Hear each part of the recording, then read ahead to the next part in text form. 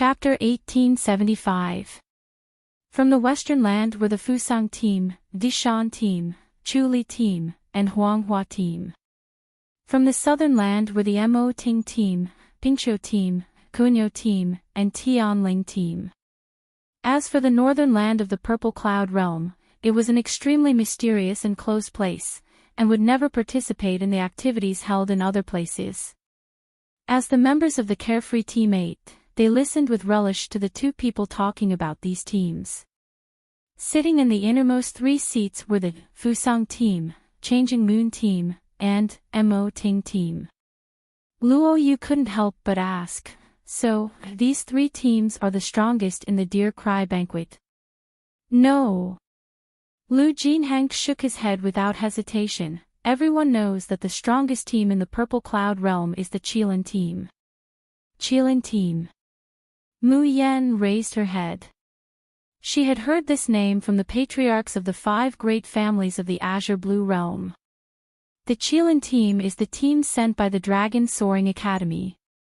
Zhou Xiaoyou's face was full of amazement and admiration. Every time in the Deer Cry banquet, they are well-deserved champions. No one has ever been able to pull them down from the throne of first place. Ling Yuma asked curiously, "Then why aren't they here?" Lu Jinhang, "It's because the Qilin team is too strong. If they participate in the Deer Cry banquet, there will be no suspense. Therefore, this year, the Dragon Soaring Academy has decided that the Qilin team will not participate in the team competition of the Deer Cry banquet. Instead..." Before Lu Jinhang finished speaking, the entire Flying Dragon City suddenly began to change.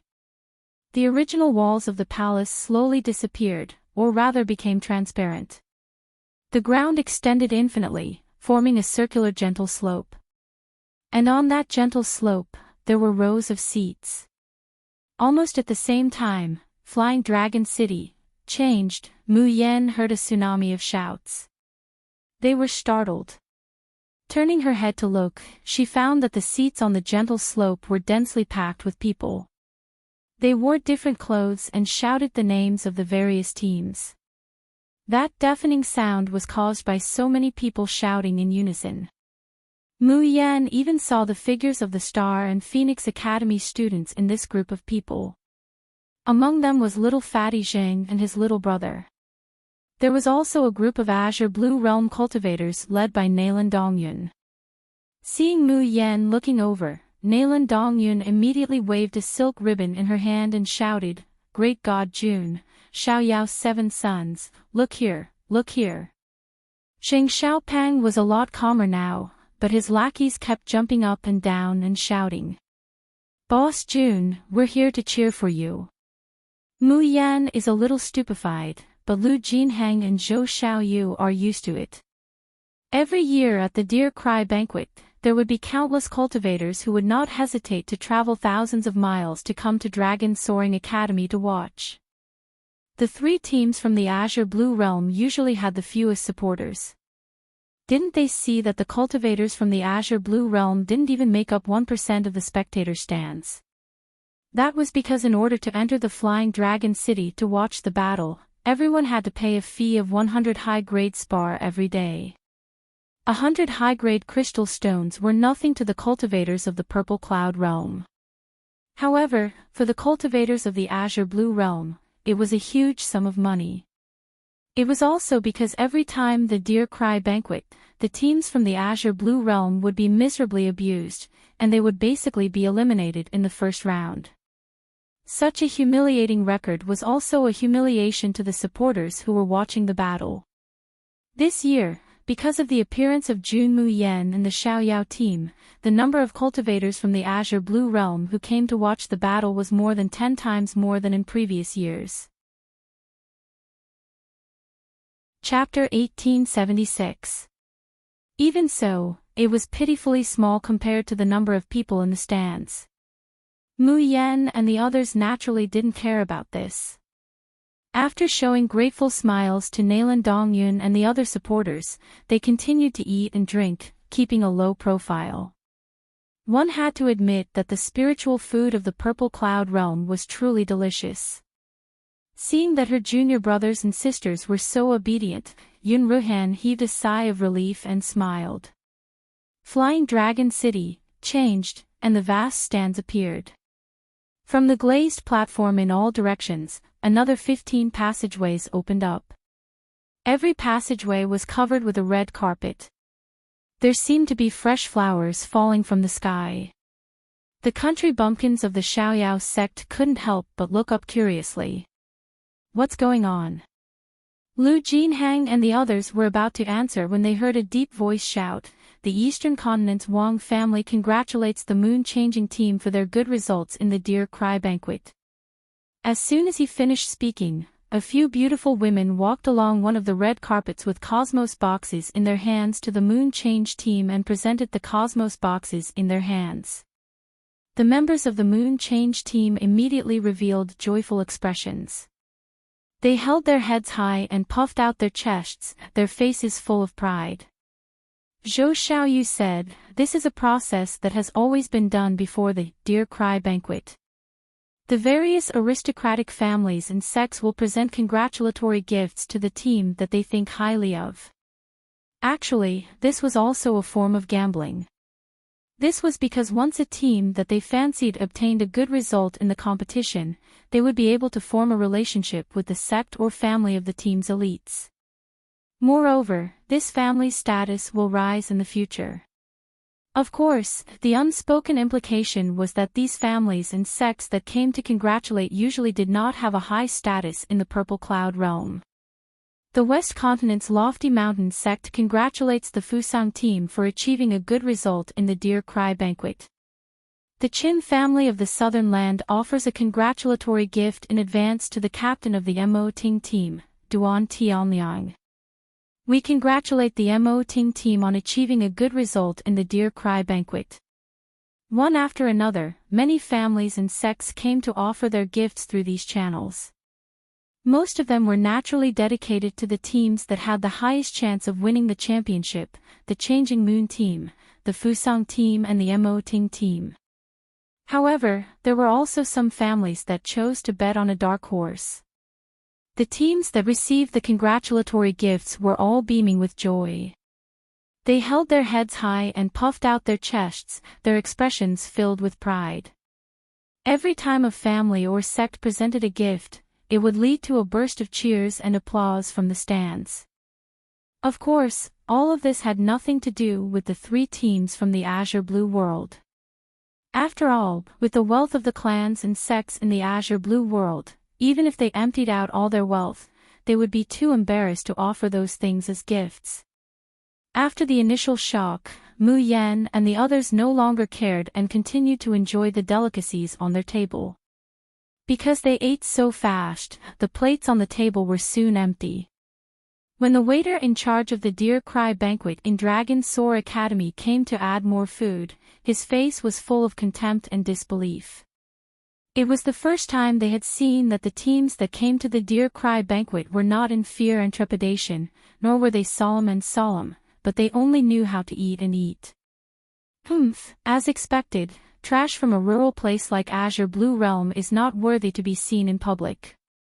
Right at this moment, a small sect from the Western Continent finished presenting their gifts. The cheers that were about to ring out suddenly stopped. Then, the voice was filled with shock and excitement. Chapter 1877. The Eastern Continent Su family is here to present a gift. As soon as this voice came out, the entire Flying Dragon City was silent for a moment. Then, whether it was the stands or the round tables of the various teams, there were sounds of shocked discussion. Su family. Which Su family? Is there a second Su family in the Eastern Continent? But that's not right. The Eastern Continent Su family is one of the three famous families in the Eastern Continent.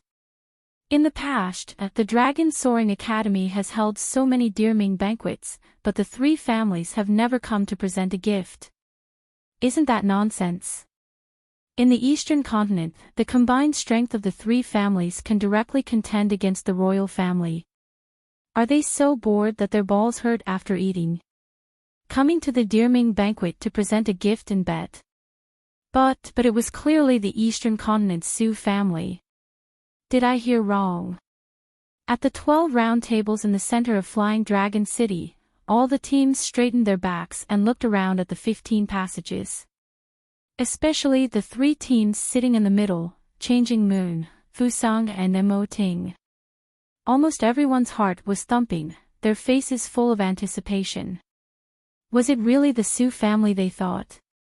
If the Sioux family of the 3 families in the Eastern Continent really came to present a gift to them, it would be the highest honor. It was an honor that no one else could have except for the former Soaring Dragon Cheelin team. Soon, snow-white petals fell from the sky. Following him were 4 boys with delicate features. These 4 boys were all dressed in white, and together they carried a chinkuan box. That chinkuan box was different from the other families and sections. It was a crystal-clear jade white. From the outside, one could faintly see the bottles of pills placed inside. The chinkuan box was the same as the chinkuan bag, they both had grades. The higher the grade, the more things could be stored inside. And the chinkuan box carried by these 4 boys was obviously of a much higher grade than the other sects and families. And all the practitioners at the round table sucked in a breath of cold air. Because, just by looking at the mark on the chinkuan box and the pattern embroidered on the clothes of the 4 boys, they could be sure that this was sent by the Sioux family. Heavens! The Eastern Continent Sioux family actually came to present a gift to the Dreamy banquet. However, they soon realized that something was wrong. This was because the 15 tunnels that appeared in the center of the Flying Dragon City all pointed to a round table. However, the red carpet that the Eastern Continent Sioux family was walking on was clearly not one of the teams from the Purple Cloud realm. If it wasn't for them, then, who was the Eastern Continent Sioux clan going to give their congratulatory gift to? In a corner of the palace, Mu Yen and the people of the Xiaoyao school were eating happily. Suddenly, they realized that the originally noisy Flying Dragon City had quietened down. Absolute silence. Scorching, shocked, and incredulous gazes were all focused on them. Mu Yen looked up curiously. She saw 4 handsome boys in the same clothes carrying a chinkuan box to her. The oldest boy on the left front loosens the chinkuan box and slowly bows towards Mayan. The Eastern Land Sioux family's Song Yun has come under the orders of the family head and young master to present a congratulatory gift to Miss June and the Xiaoyao squad. I wish Miss June a good result at the Deer Cry banquet. Mayan takes a bite of the spirit fruit in her hand and blinks. Sioux family. Which Sioux family? The boy, Song Yun, smiled but did not answer. Instead, he respectfully placed the chinkuan box beside her, and then waved his hand. The other 3 boys immediately soared into the sky with him, jumped onto the flying sword, and disappeared into the horizon. Chapter 1878. Whoosh! In an instant, the originally silent Flying Dragon City erupted into a stormy sea. Xiaoyao team. Miss June. Which continent's team is that? How come I've never heard of it before? Looking at their clothing, it should be a team from the Azure Blue realm. Are you kidding me? The Eastern Continent Sioux family, that's the Eastern Continent Sioux family. How could the dignified Sioux family present a gift to a trashy team from the Azure Blue realm? Even the Cheelin team in those days had never received a gift from the Sioux family. In a split second, the originally silent corner that no one paid attention to suddenly became the focal point of everyone's gazes. The spirit fruit in Mayan's hand almost fell. Her first reaction was to turn to Yun Ruhan, almost swearing, "Eldest senior brother, this time, it's really not my fault. I didn't cause any trouble." She had clearly been eating and drinking here in a very low-key manner, okay? Why did she suddenly become the focus of everyone's attention? She was also very confused, and very innocent, okay? I swear, I really didn't provoke the Sioux family. She completely didn't understand why this Eastern Continent Sioux family would present a gift to her. Chu Moli picked up a piece of pastry, eating it as he unhurriedly said, "Junior sister, did you forget that the kid who borrowed the Yaoguang branch was surnamed Sioux?" Ha! Mayan remembered when Chu Moli said that. That's right. Su Zi did say that he came from the Ziyun realm, and after she cured his heart disease, he returned to the Ziyun realm. Before leaving, the youngster's eyes were red, and he told her to use a paper crane to send him a message when she arrived at the Ziyun realm. It's just that too many things have happened during this period of time. Mayan has long forgotten about this matter. Now that Chu Moli had reminded her, she remembered. She couldn't help but blush with shame. What the hell was this Su Zi doing? He could just entertain her, why did he have to present a gift? Moreover, he made such a big scene in front of everyone's eyes. She smiled awkwardly at Yun Ruhan, eldest senior brother, "You can't blame me for this. It's all that Su Zi kid's fault." Yun Ruhan sighed helplessly. His junior sister was really born to cause trouble and shine brightly. It was almost impossible for her to keep a low profile. Some of the cultivators near the round table couldn't help but come over to inquire about their identity and their relationship with the Sioux family. At this moment, most of the gazes on Team Carefree suddenly shifted away. The crowd erupted into a round of applause and cheers that were 100 times more enthusiastic than the one at the beginning. Team Kirin! Team Kirin! Team Kirin! Countless chaotic voices slowly interweaved into deafening shouts. That kind of power, that kind of vibration, that kind of uniformity, made the members of the Carefree sect astonished. Then, 10 figures floated down from the sky. However, it did not land on the red carpet, nor did it land on one of the round tables. Instead, it landed on the glazed platform that was radiating light in all directions. Almost as soon as they landed, the azure platform changed. Dazzling golden chairs rose from the center of the hall. Each chair had a very high back, almost reaching the clouds. It was a majestic sight. Each chair faced the direction of the grandstand. There were exactly 10 of them. As the 10 people floated down, they sat on one of the chairs.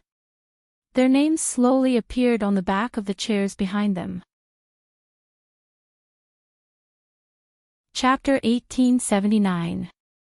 Oh! Team Qilin! Team Qilin! The shouts from the crowd almost pierced through the sky. Luo Yu and the rest even had to cover their ears with their hands. Otherwise, they felt like their eardrums were going to burst. Brother Chu! Brother Chu is invincible. Brother Chu, we will always support you. Ah, I love Brother Chu the most. Heavens, I can see Brother Chu's face today. I can die without regrets. Duan Wenbin, Brother Duan, you're my god. I want to give birth to your children. You're the best. Ah. Get lost.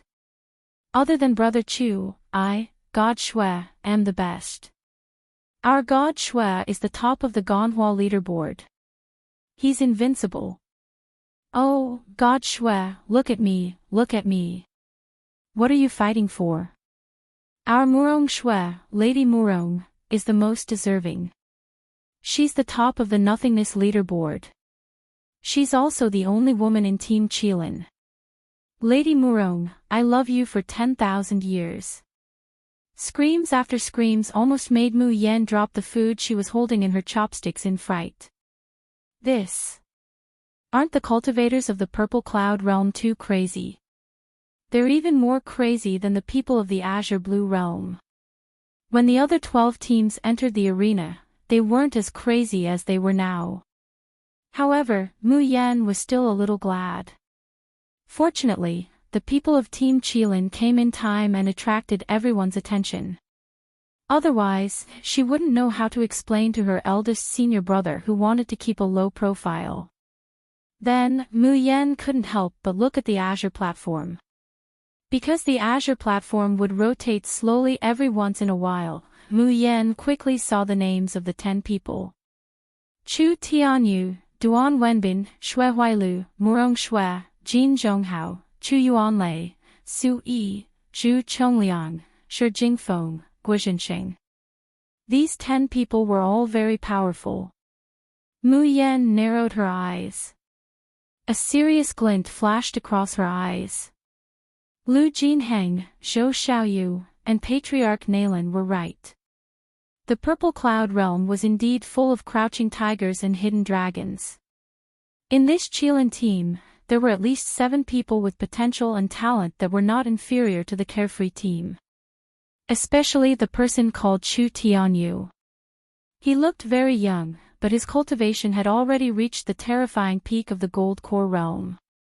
Mu Yen, who could easily defeat the nascent soul stage Tian Haiba, was not sure what her chances of winning against this person called Chu Tianyu were. Moreover, although these 10 people formed a circle, Chu Tianyu's position was clearly different from the others. The chair behind him had a faint golden hue. And when the people around him talked to him, they all called him Captain.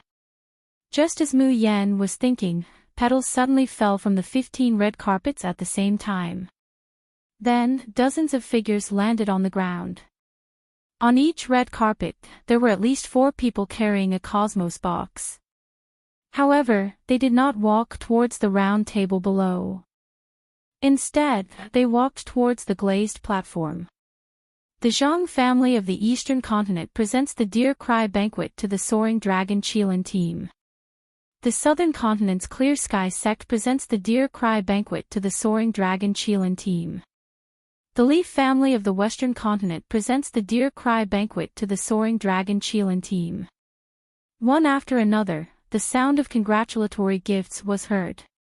The expressions of these aristocratic families and sects presenting gifts were extremely humble and fawning, and none of the 10 people sitting on the glazed platform revealed a happy expression.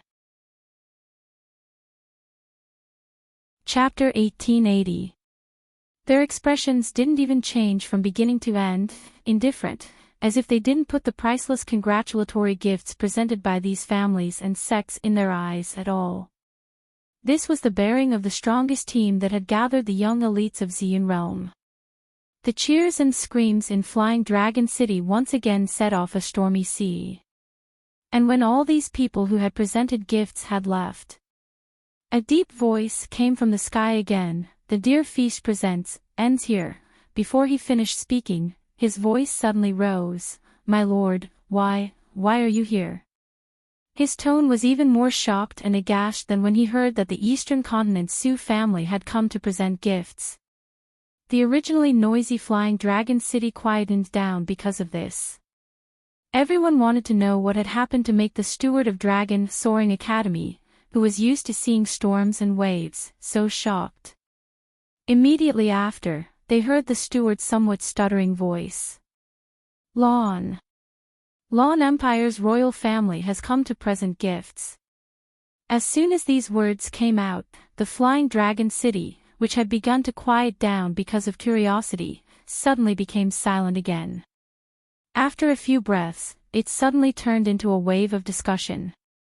The Lan royal family of the Eastern Continent has also come to present gifts to the Qilin team. Heavens, the face of the Qilin team is too big. Don't you know? The captain of the Qilin team, senior brother Chu Tianyu, has an extraordinary relationship with the royal family.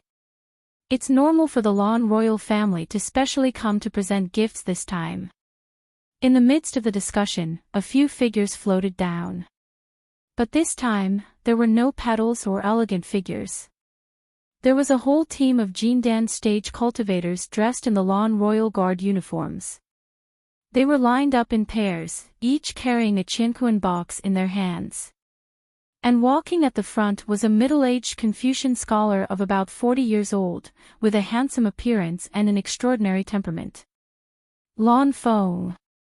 It's actually the prince of the Lan royal family, Lan Feng, who has personally come to present gifts. Only senior brother Chu can receive such an honor. The appearance of the Lan Empire's presenting team and Lan Feng made the people of the Qilan team unable to sit still. Their faces were no longer as calm and indifferent as before. Instead, they stood up with some surprise and expectation.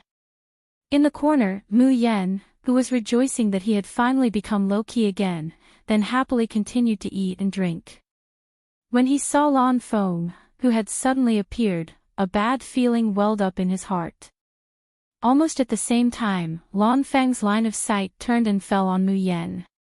Then, a benevolent smile blossomed on his solemn face as he strode over to them. The guards carrying the Cosmos box behind him naturally strode forward to catch up. Thus, the people of the entire Flying Dragon City stared dumbfoundedly at the Lan family's presenting team. They did not walk towards the Qilan team in the center of the glazed platform, but turned towards that remote and inconspicuous corner. Lan Feng stands in front of Mayan and deeply bows towards her. Lan Feng of the Lan family empire of the Eastern Land represents His Majesty and Her Ladyship to offer congratulatory gifts to the Xiao Yao squad and Miss June. I wish the Carefree team good results in the Dear Cry banquet. The scene was dead silent. Everyone was dumbfounded. What kind of godly development was this? No. Why is it the Carefree team again? Miss June again. The Lan royal family had come to the Dear Cry banquet to present gifts, but the congratulatory team was not the Qilan team, but the Carefree team that had never been heard of from such a remote corner of the azure blue world. Chapter 1881. Mu Yen pressed her throbbing temples, put down her chopsticks, stood up, and laughed dryly. Master Lan, you are too polite. She didn't even have the courage to look at eldest brother's expression. Really, why is it so difficult to keep a low profile occasionally? The smile on Lan Feng's face became more and more amiable, but his voice was a little low. Miss June, we will never forget your kindness to my Lan royal family. His Majesty and Her Highness are also very grateful to you, so they specially ordered us to prepare these meager gifts. Mu Yen looked at the dozen or so Qianquan boxes carried by the Jindan guards, and was momentarily speechless. This was actually a meager gift. Lan Feng asked again with a smile, I wonder if little Gongzi is doing well. Since His Highness came back, he always said, boss, 3 times. At first, His Majesty and Her Highness were slightly dissatisfied with him praising the people of a small place. However, after noticing His Highness's progress, they all changed their minds. This was also the reason why the gift was so precious. Mu Yen smiled slightly. Xiao Bao is very good, but he is in seclusion now, so it's not convenient for him to appear. After the two exchanged greetings for a while, Lan Feng politely greeted the people of the Xiao Yao sect. Only then did he turn and leave. Before leaving, Lan Feng only casually nodded to Chu Tianyu to greet him, and almost ignored the other people of the Qilan team. This should have been normal. Even if the people of the Qilan team were all extremely talented elites, and their backgrounds were also extraordinary. But in terms of status, how could they be compared with the Lan royal family of the Eastern continent? Dragon Soaring Academy held the Dear Cry banquet every year, and even the prosperous families and sects of the Eastern, Southern, and Western continents rarely came to present gifts. Let alone the royal family. But the problem was that there was no harm without comparison. The attitude of the Lan royal family towards the famous Qilan team was far less than the attitude towards an unknown team of the azure blue world. How could everyone accept this? The expressions of the few people of the Qilan team were still normal, but there was a hint of anger on their faces. But the spectators in the stands of Flying Dragon City and the practitioners of other teams were completely in an uproar. Where did you shameless people crawl out from? You even dare to snatch the limelight of the Qilan team. Damn it, it's fine to accept the gift from the Su family, but even the Lan royal family came to present you. You actually have the face to accept it. What carefree team? I've never heard of them. And from a trashy place like the Azure Blue World. To actually be able to make the Sue family and Lawn royal family offer gifts, what right do they have? Hee hee, do you see that girl in blue? She looks so bewitching, and her eyes are seductive. I think this demoness might have hooked up with the people from the Sue family and the Lawn Imperial family, and now she's looking for a lover to support her. The voices around them became more and more unpleasant. The faces of the people of the Xiao Yao sect gradually darkened. Even Yun Ruhan's eyes turned cold. Only Mayan is calm and unperturbed. She puts away the Qianquan box that Lan Feng gave her with a very clear conscience. Now, she had to raise Qi Shao Huang, the prodigal. He still had to take care of the entire Nether Flame army. Even if he had more crystal stones, the family property would not be enough for him to spend. Originally, she had wanted to keep a low profile after listening to eldest senior brother. But now that she couldn't keep a low profile, there was no point in pretending. Eat and take what you need. Does anyone have an opinion? Hee hee, then let's meet with our fists. Paw. Someone slammed the table hard. Chapter 1882.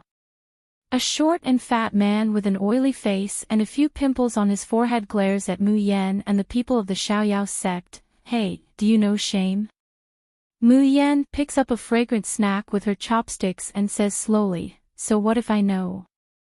So what if I don't know? No. If you know, then you should obediently take out the Qianquan box you received and give it to the more qualified team. Luo Yu burst into laughter. A team that is more qualified to have it. Who are you talking about? Don't tell me you're talking about yourselves. Excuse me, who are you?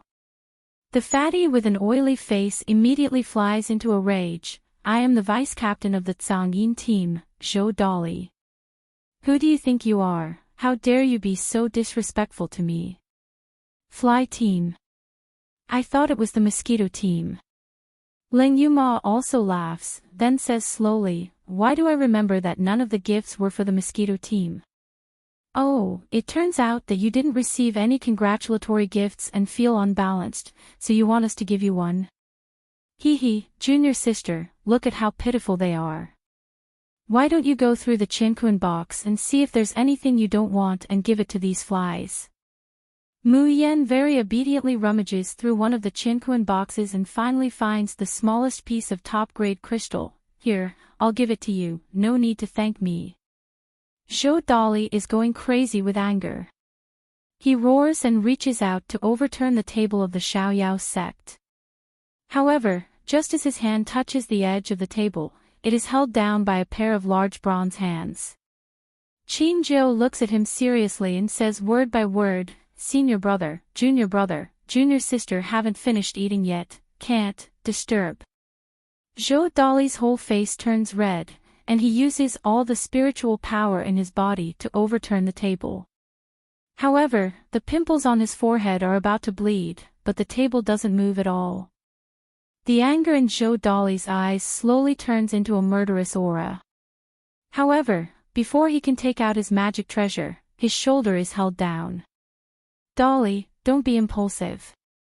A tall and thin man walks over and sneers, why bother with a bunch of trash? The Dear Cry banquet is about to begin. In a while, Dean Longtang and the teachers will all be here. Whoever causes trouble here will be in serious trouble. Have you forgotten? Zhou Dolly gritted his teeth and said, Captain, they are clearly just trash from the Azure Blue World, but they are actually so arrogant, completely looking down on us. How do you expect me to swallow this? The leader of the Blue Moon Squadron was called Zhang Chunhua, a 4th-level Jindan practitioner. At this time, looking down at Mu Yan and the others, he couldn't help but sneer, his eyes filled with malice and viciousness. The Dear Cry banquet's grand competition was originally just for the entertainment. We have always been merciful towards the trash from the Azure Blue realm. We definitely won't let them die an ugly death. But this kind of benevolence will only be directed towards those pieces of trash from the azure blue realm who know their own limits. But you. Zhang Chunhua pointed at Mu Yan and the others, you're all so arrogant, disrespectful to the Kirin team, and dare to spout nonsense. Hee, just wait to pay the price for what you've done in the Tournament of Champions. The other people from the azure blue world can lose with dignity, but your bullshit Xiaoyao sect. If my Blue Moon Squadron can't make you lose miserably and crawl out of Dragonting Academy, then I, Zhang Chunhua, will kneel down and become your grandson. Chapter 1883. Mayan gave him a sidelong glance, a faint smile on her face full of disdain. I'm sorry, an ugly grandson like you. Even if you want to kneel, I don't want to acknowledge it. The people of the Xiaoyao sect couldn't help but burst out laughing. Even Yun Ruhan smiled and nodded at Mayan's head. Forget it, his junior brothers and sisters were destined to be troublemakers. No matter how much he restrained them, he couldn't stop their natural brilliance. Yun Ruhan simply broke the jar and ate her own food. Do whatever you want. The people of the Blue Moon team, on the other hand, were almost exploding with anger. The people of the other teams were also glaring at Mayan and the others. The people of the Purple Cloud realm had always been used to being high and mighty. In the past, the cultivators of the azure blue realm, whether they were geniuses or mediocre, were all respectful and fearful when they saw the elites of the Purple Cloud realm. But these 7 people in front of them seemed to completely look down on everyone in the Purple Cloud realm. Just as Zhang Chunhua couldn't help but explode, the sky above the azure stone platform shone brightly, and a rune pattern appeared. Then, 3 old men in snow-white robes with long white beards and long hair appeared in the center of the azure stone platform. As soon as they saw these 3 people appear, all the people of the Qilin team immediately stood up and saluted the 3 old men. Greetings to the 3 venerables of Sun, Moon and Star. All the teams at the round table, as well as the people in the stands, stood up and saluted respectfully. Greetings to the 3 venerables of Sun, Moon and Star. These 3 old men were the mentors of the Dragon Soaring Academy, as well as the elders, and the hosts of the Dear Cry Banquet. They were 3 brothers, named Qi Ri, Qi Yu and Qi Xing, so when the 3 of them appeared together, everyone respectfully called them the venerables of Sun, Moon and Star. Qi Ri, welcome to the Dragon Soaring Academy. Next, let me tell you about the arrangements and procedures of the Dear Cry Banquet. The Dear Cry Banquet would last for several months. From the 2nd day of the banquet, the Champion Tournament would be held and would not end until half a month later. Then, the mentors of the Dragon Soaring Academy would summarize the performance of each team in the tournament, pointing out their shortcomings and suggestions for improvement. In the last month of the Dear Cry Banquet, there would be some famous high-level cultivators teaching them cultivation and combat experience. It could be said that they would lose miserably in the competition for the chief, and lose all their face. But the students of the Azure Blue Realm's 3 academies still fought to participate in the Dear Cry Grand Banquet. It was because they could really learn a lot at the Dear Cry Grand Banquet and make great progress. After Qi Ri announced the process, it was Qi Yu and Qi Xing's turn to announce the rules of the competition that would start tomorrow. There were 7 matches in a day in the champion competition. The 2 teams were determined by drawing lots, and 1 team was lucky enough to get a bye. In principle, the champion competition wanted all 15 participating teams to meet each other in pairs.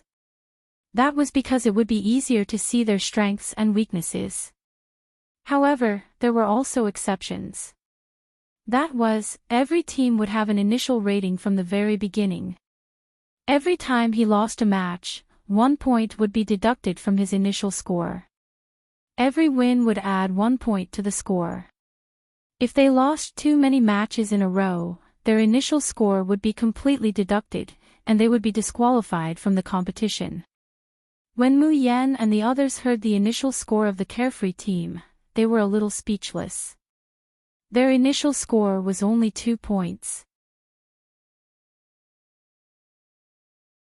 Chapter 1884. The Phoenix Sky Monarch's initial score was 3 points. And the Divine Pivot Star team only had a pitiful 1 point. Compared to the Changing Moon team, Mo Ting team and Fu Sang team of the Purple Cloud Realm, each team's score was above 20 points. Even the Blue Moon team had an initial score of 10 points. Ha ha ha ha. Hearing their initial score, Zhou Dali held his belly and laughed. You were bragging so loudly just now, but it turns out that you trash are only ranked second in the Azure Blue Realm. Where did you get the confidence to challenge our Blue Moon team? It turned out that the initial score of the other teams in the Purple Cloud Realm was indeed evaluated according to strength. But because the people who came to participate in the competition every year were too weak, there was no need to waste manpower to evaluate them. Therefore, in the last decade or so, the initial score of the 3 teams in the Azure Blue Realm had never exceeded 3 points. It was clearly based on the results of the Cheonglin Gathering Tri-Academy Tournament. 3 points for first place. 2 points for second place. 1 point for third place. Such a result was the best for either side. Because in this way, even if they lost badly, they would only need to lose 3 matches at most, and not 15 in a row. For the cultivators of the Azure Blue Realm, it was simply a long torture and humiliation. In this Tri-Academy tournament, the Carefree team was ruined by Li Zuping and Di Yudeo's team in the last match. So they only got second place, so Friend of Nature's initial score was 2 points. Zhou Dali pointed at Lu Jinhang and the others, his face full of contempt. I still remember this team called Monarch Team. They had such an arrogant name, but in the end, they couldn't even withstand a single blow. 3 matches, every match was a loss. Let me think, was there a match where they lasted for more than an hour? Ha ha ha ha. Lu Jinhang and the Monarch team were livid, gritting their teeth, but couldn't say a word. Because Zhou Dali was right. In last year's tournament, they lost all 3 matches, and they didn't even have the power to fight back. Zhou Dali looked at Mayan again. You can't even beat this group of trash, and you still want to challenge our Blue Moon team. Ha ha ha, I'm dying of laughter. Why don't I give you a chance now? If the 7 of you kneel down and admit your mistakes obediently and hand over all your gifts, perhaps you will still have a chance to live in the upcoming competition. As soon as he finished speaking, he heard a crisp tinkling sound. It sounded like the sound of a zither, but it also sounded like the collision of metals. Then, Zhou Dali felt a sharp pain in his knee. He screamed and fell to the ground. Fortunately, at the critical moment, he used his spiritual power to protect his body, so he did not fall with a bloody nose and a swollen face. However, the person who had just been impassioned fell to the ground in the blink of an eye. That shame and embarrassment was indescribably funny. The others were still restraining themselves, not daring to casually offend the Dark Moon tribe. The members of the Xiao Yao sect laughed out loud without hesitation. If we don't kowtow and admit our mistakes, how miserable will our fates be? Do you think I'll fall flat on my face in public like you? That was indeed quite tragic. Ha ha ha. Zhou Dali abruptly sprang up from the ground. His face was ferocious and his eyes were ferocious. It was as if he could not wait to tear them apart. At this time, the 3 venerables, Ri, Yu, and Xing, announced the end of the first day of the Deer Feast, and invited each team to rest in their respective chambers. Almost as soon as the 3 people's voices fell, Flying Dragon City changed again. Chapter 1885. The spectator stands disappeared, and so did the round tables. What appeared in front of everyone was a palace that was not magnificent, but was richly ornamented and extraordinary. The people of the Purple Cloud Realm were already used to such changes in Flying Dragon City. The dozens of palaces that appeared in front of them did not appear out of thin air, but originally existed in the space of Flying Dragon City. It was just that they only appeared now. But Mu Yan and the others were stunned by the changes in front of them. They had seen such a simple change in the Starry School's Tai Square as well. But dozens of palaces appeared out of thin air, and each palace was so majestic and magnificent that they could not help but be shocked.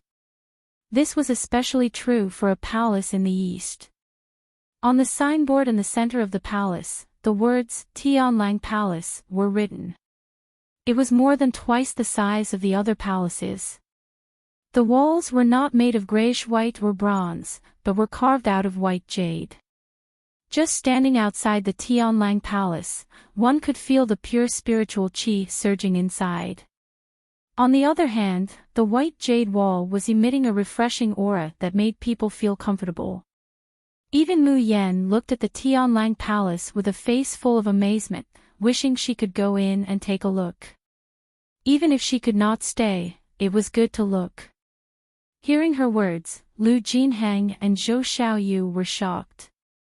Miss Mu Yan, don't joke. This Tianlang Palace is a forbidden area that no one is allowed to step in. If anyone dares to trespass, the entire Dragon Soaring Academy will make them suffer. Mu Yan said in surprise, isn't this the sleeping quarters of the teams participating in the Deer Cry Banquet? Everything else is. Lu Jinhang let out a breath, pointing at a similarly majestic palace beside the Tianlang Palace. Even the Dragon Glory Palace allows the strongest teams to stay here every year. But this Tianlang Palace is different. Legend has it that the Dragon Soaring Academy left this palace for a distinguished guest. Even if that guest does not appear for hundreds or thousands of years, no one is allowed to taint it. So, all of you must remember not to enter this place. Hearing this, the people of the Xiaoyao sect felt some regret. But they quickly threw it to the back of their minds. For people like them who had come from the shabby thatched huts of the Xiaoyao sect, it was hard to say. Tianlang Palace's level was still too high. Even if the palaces next to it were given to them, they were already full of anticipation. Luo Yu's face was full of anticipation. Sixth senior sister, if we can also have such a precious space in the future, we can sleep in such a comfortable palace no matter where we go. Wouldn't that be wonderful? At that time, we'll bring Master along and let him live comfortably in this pocket dimension every day. Their childish remarks immediately drew mockery from the other teams. A bunch of country bumpkins. I'm afraid they've never even heard of a treasure like Flying Dragon City. You actually want to have one too, ha ha ha. You must be daydreaming. At this moment, a boy in a gray robe came forward and bowed to the crowd of cultivators attending the Deer Cry Banquet. A pleasing smile appeared on his round face. Young masters and young ladies, I will now announce the palaces and courtyards that each team has been assigned to on behalf of the Venerable Sun, Moon, and Stars. East Land Changing Moon Team, the palace that you have been assigned to is Jade Brightness Palace. West Land Fusang Team, please stay in the Imperial Peace Palace, on the west side. Bookmark for easier reading. Chapter 1886. As the gray-clothed boy assigned the sleeping quarters one by one, the plaques above the palaces lit up with a burst of light. There was also a rune representing each team appearing on the plaque. This meant that this palace, from this moment until the end of the Deer Cry Banquet, would only belong to this team, and no one could enter without an invitation. Obviously, the arrangement of the palace courtyard was based on the initial score of each team. The higher the initial score, the more luxurious and majestic the palace courtyard they stayed in, and even the spiritual power flowing inside was a bit stronger than in other places. Soon, the palaces of the 14 teams had been assigned. The only ones that had not yet been assigned were the Qilin team and the Carefree team. At this time, among the remaining palaces, except for the most luxurious Dragon Flower Hall, there were only some inconspicuous dilapidated palaces. The gray-clothed boy looked at the booklet in his hand, a little dazed for a moment, and did not continue to announce for the time being. The cultivators participating in the Dear Cry banquet were immediately on tenterhooks. This scene, this silence, this pause, why did it feel somewhat familiar to them? The first time was when the deacon announced that the Eastern Continent's Sioux family had come to present a gift. The second time was when Lon Fong of the Lon royal family personally came to present a gift. Those two times, an unknown team from the azure blue world was raised to the sky, ruthlessly slapping their faces. And now, this strange atmosphere. Did it mean that history was going to repeat itself? Could it be that the Dragon Soaring Academy was going to give the Dragon Flower Hall to the Carefree team? Letting the Chelan team, which had gathered the young talents of the entire Purple Cloud world, live in those dilapidated palaces. Everyone held their breath, staring at the gray-clothed boy's slightly open mouth. And the people of the Blue-Een team would occasionally glare in the direction of Mayan and the others. They absolutely did not believe that these country bumpkins would live in the Dragon Flower Hall. It should be known that the Dragon Flower Hall had always belonged to the Chelan team. Even the people of the Chelan team showed strange expressions. Duan Wenbin sneered, "If the Academy really dares to give our Dragon Flower Hall to this group of waste from the azure blue world, I, your father, will go to the Dragon Soaring Academy's Dean's building." Chu Tianyuk smiled gently and elegantly, softly soothing, "Don't be impatient, what's the point of fighting for this kind of empty reputation? On this road of cultivation, strength always represents everything." Duan Wenbin gritted his teeth and said, "Only you, boss, have a good temper and don't fight with others." Humph. In my opinion, that Sioux clan and Lon Imperial clan are really regressing the longer they live. He actually lowered himself to present a gift to a little girl who came out of nowhere. TSK, that geezer Lon Fong wouldn't have really taken a fancy to this young lady, right? As he spoke, the gray-clothed boy finally raised his head and announced with his loud voice. "Soaring Dragon Chelan team, please enter the Dragon Glory Palace." Hearing this, all the cultivators from the Purple Cloud realm heaved a sigh of relief. That's more like it. The Dragon Flower Palace naturally belonged to the Chelan team. What was that Carefree team? How could he have the qualifications to live there? They had really lost their minds just now, worrying that the Dragon Soaring Academy would assign the Dragon Glory Palace to that bunch of country bumpkins. Everyone's faces lit up with joy.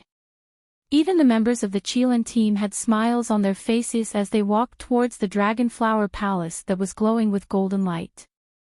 However, at the next moment, everyone heard the next sentence from the gray-clothed boy's mouth. "Please. Star Carefree team, please enter the Tianlang Palace."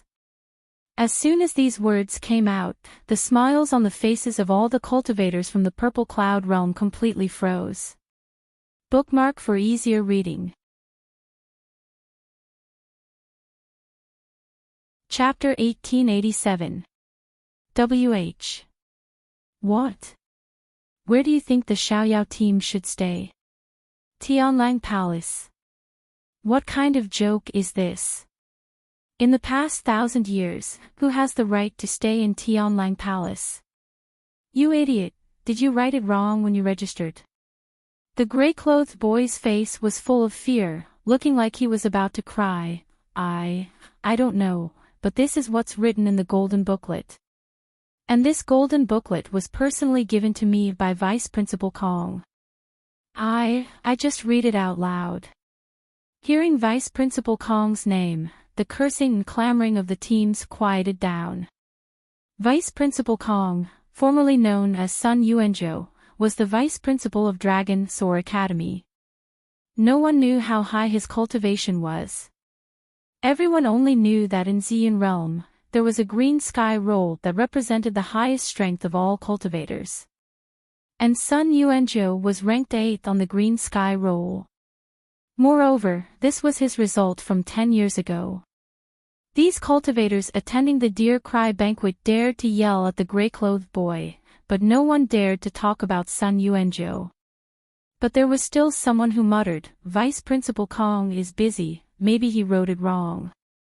Yes, it must be wrong. What kind of place is Tianlang Palace? How can they just let people stay there? I heard that Vice Principal Kong used to value Tianlang Palace the most, always having people put out fresh spirit fruits and spirit flowers. Apart from sweeping, if ordinary people dared to take a step inside, Vice Principal Kong would never let them go. Now, how could he allow this group of country bumpkins to enter?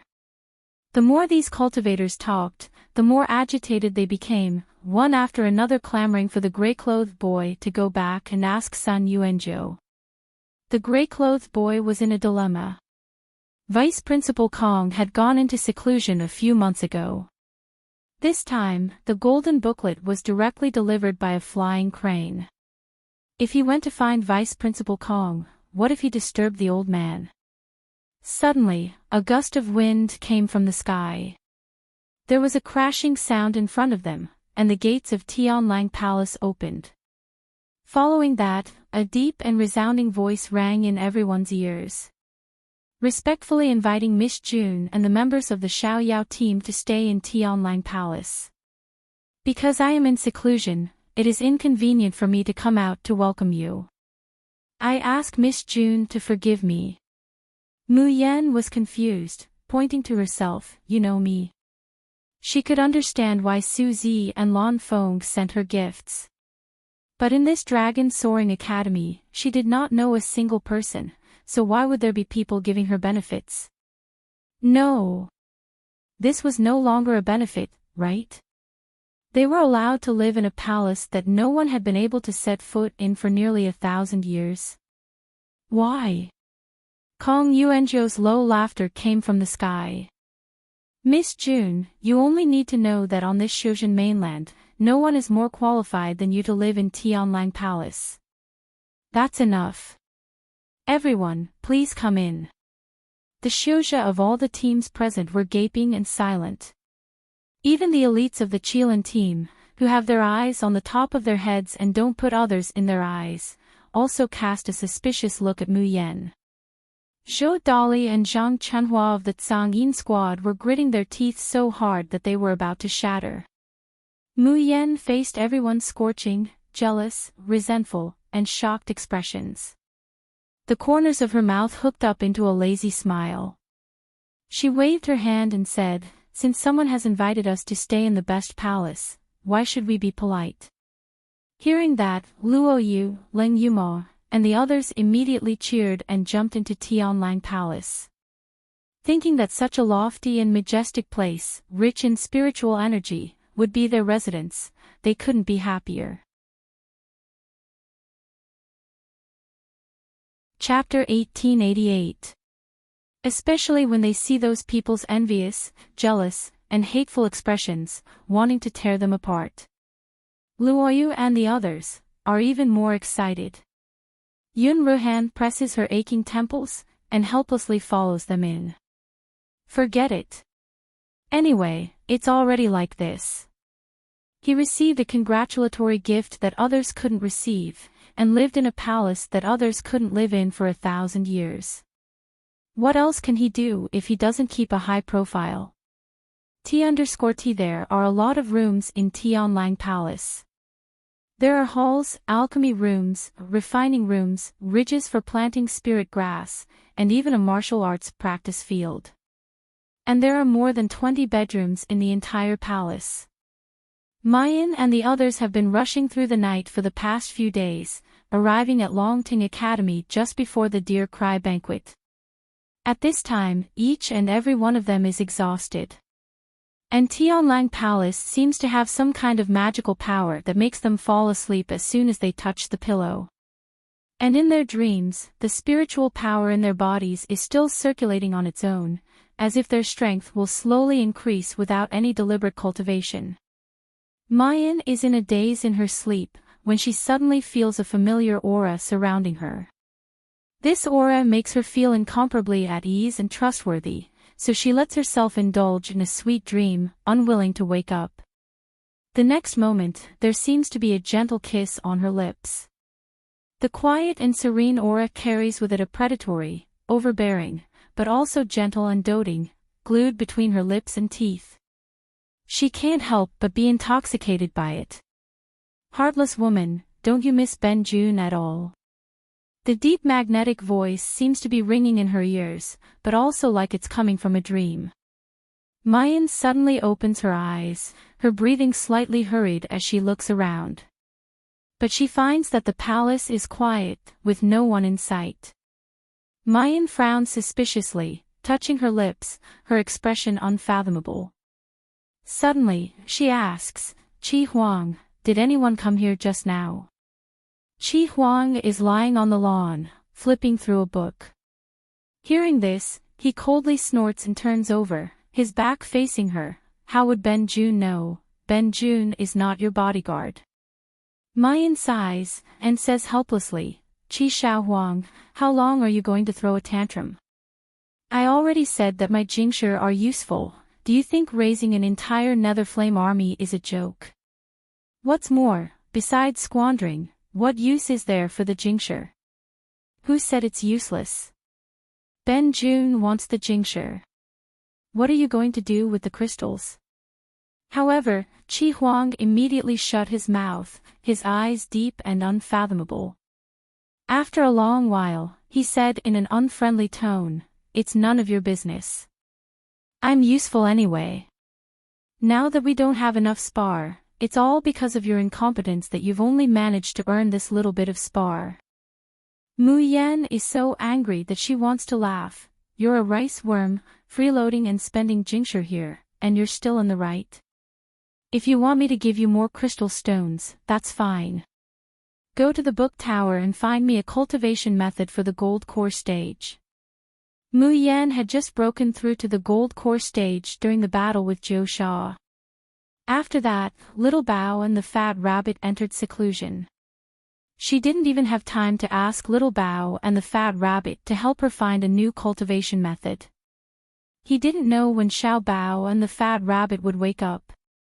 He could only trouble 7 brilliance again. Hearing this, Chi Huang's complexion immediately stiffens. Soon after, his coquettish and beautiful face flushes red, and he suddenly jumps up like a cat with its hair standing on end. June Mayan, dream on. This soon will never help you find books in that broken book pagoda again. Absolutely not. Of course, Mu Yan knows why Chi Huang is unwilling to help her find books. Bookmark for easier reading. Chapter 1889. The Tease Luo Yu, 1, thinking of the last time she was looking for a book, when Chi Huang turned into a plump and delicate doll, Mu Yan couldn't help but burst out laughing. He's really cute. If only she could hug and kiss him again, pinch those lotus root-like little hands and legs, and pat that white and tender little butt, that would be great. June Mu Yan. Chi Huang is going crazy with anger, roaring hysterically, I'm warning you, immediately delete all the images in your mind, or else Ben-June. Ben-June. Ben-June will no longer pay attention to you. Mu Yan couldn't hold it in anymore, rocking back and forth in laughter. Thinking of the first time they met, that mysterious and sinister tool spirit that wanted to kill her at every moment. Compared to now, Chi Xiao Huang, who can only threaten her with the childish method of Ben-June will no longer pay attention to you. Mu Yan's brows are tainted with a trace of gentleness. One day, she would definitely let Chi Huang walk under the sun with dignity. No matter where he comes from, what past he has, or even what he will bring to this world. Mu Yan exits the space. The sky outside is dimly lit, but she doesn't feel sleepy anymore. She slowly walks out of the house, only to find that there's already someone in the courtyard. It's Luo Yu. Luo Yu's body is surrounded by puppets of all sizes. And when he releases his mirror field, hundreds of puppets are under his complete control. Especially those human-shaped puppets, when they move, they're more and more lifelike, just like real people. Luo Yu's consciousness moves, and the puppets attack at the same time. Suddenly, there's a loud boom, and the martial arts field of Tianlang Palace actually cracks open like a spider web. However, because the whole of Flying Dragon City is a mustard seed magic treasure, the cracks quickly disappear. Looking at this scene, Mu Yan can't help but sigh in her heart. She didn't expect that the cute youth from more than a year ago has already grown to this extent. Mu Yan knows that Luo Yu has always been vexed that he's not strong enough, and that he needs others to protect him. So he spends more time cultivating every day than anyone else in the Xiaoyao school. And hard work will eventually pay off. Mu Yan is about to walk out when her heart suddenly moves and she stops. Then, a woman's voice came from the top of the wall. Interesting. This is the first time I've seen someone who can control so many puppets at once.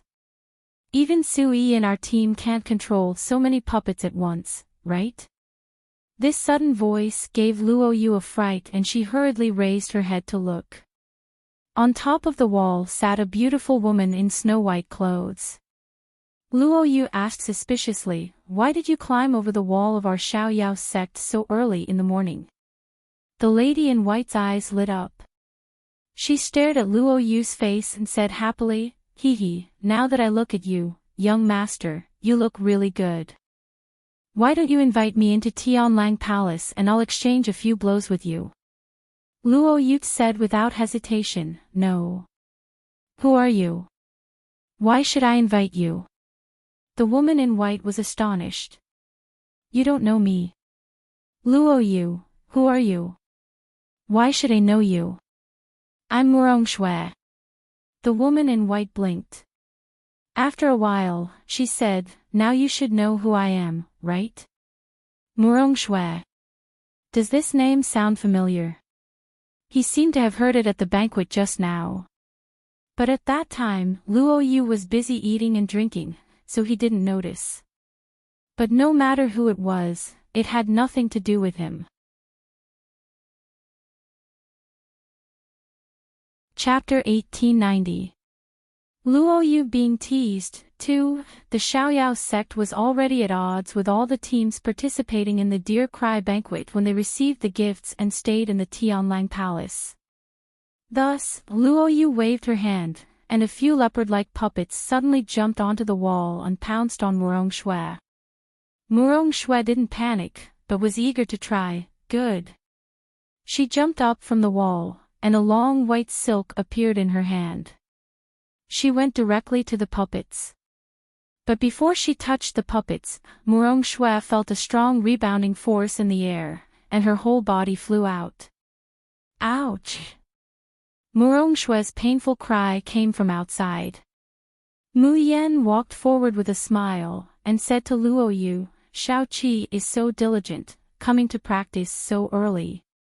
When Luo Yu saw Mu Yan, the annoyed expression on her face immediately turned into a smile, and two cute little dimples appeared. "Sixth senior sister, why are you up too?" Mu Yan glanced outside the Tianlang Palace, and the corners of her mouth hooked up in a meaningful smile. Murong Shui of the Kirin team.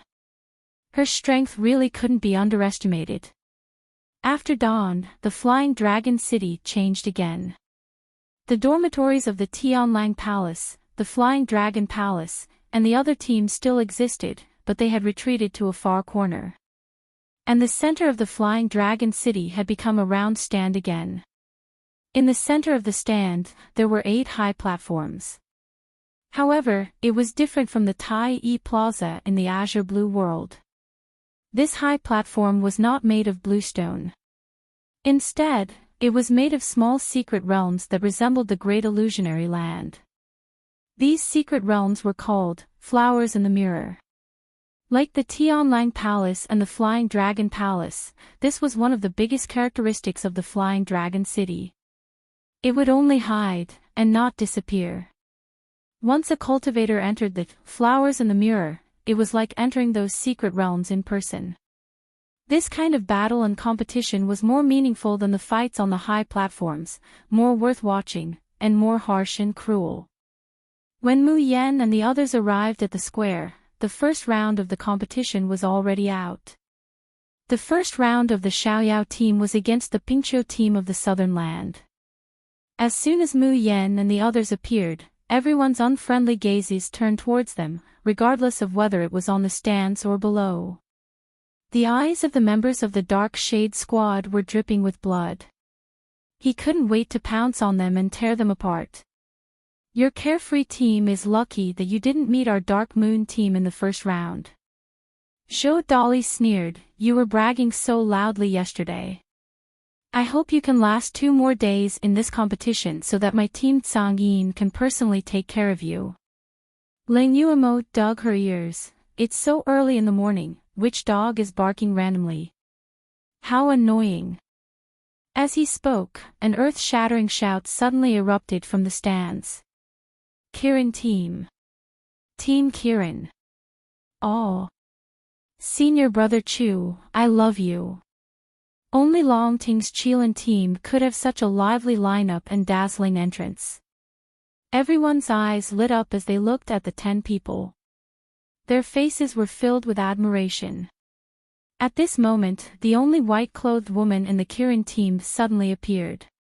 She suddenly left the team and strode towards Mu Yan. The Xiaoyao team and the Pingqiu team were already standing in front of their designated flowers in the mirror, according to their battle rankings. Seeing the beautiful white-clothed woman walking over, the members of the Pingqiu team immediately tensed up. Chapter 1891. Luo Yu, 3, asking for votes, their captain, Xiang Lei, walked over to the woman in white. Eldest Miss Murong, what are your orders? The Pingqiu squad will definitely. Before he could finish, Murong Shui pushed him away. Get up, don't get in the way. Then, he strode towards Luo Yu, curled the corner of his lips and smiled. Little brother, weren't you a little too harsh this morning? I just wanted to exchange pointers with you, but you actually made me fall so hard that I almost split open a flower. Luo Yu blinked. Oh, it's you. How can you blame me? You can only blame yourself for climbing over our walls to spy on us. I don't think any sister with any sense of shame would do something like that, would she? As he spoke, he looked at Murong Shui suspiciously. How old are you? Should I call you sister or auntie? This time, Murong Shui was so angry that she laughed. After laughing in anger, a dangerous smile appeared at the corners of her mouth. Suddenly, she moved closer and pinched Luo Yu's delicate, fair cheek. She moved closer to his left cheek and kissed him harshly. Little brother, you're really infuriating. But I like you just the way you are. With that, her smile grew even more enchanting. She sauntered back to the Qilin squad. The entire Flying Dragon City fell into a deathly silence once again. Everyone's eyes burned as they stared at Luo Yu's face.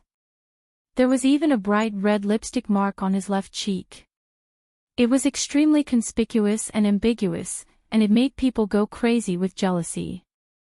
For example, the captain of the Pingqiu squad, Xiang Lei. His eyes looked like they were about to spit fire. You, what's your relationship with eldest Miss Murong? Xiang Lei roared. Luo Yu gloomily wiped the lipstick mark off her face and said exasperatedly, how would I know?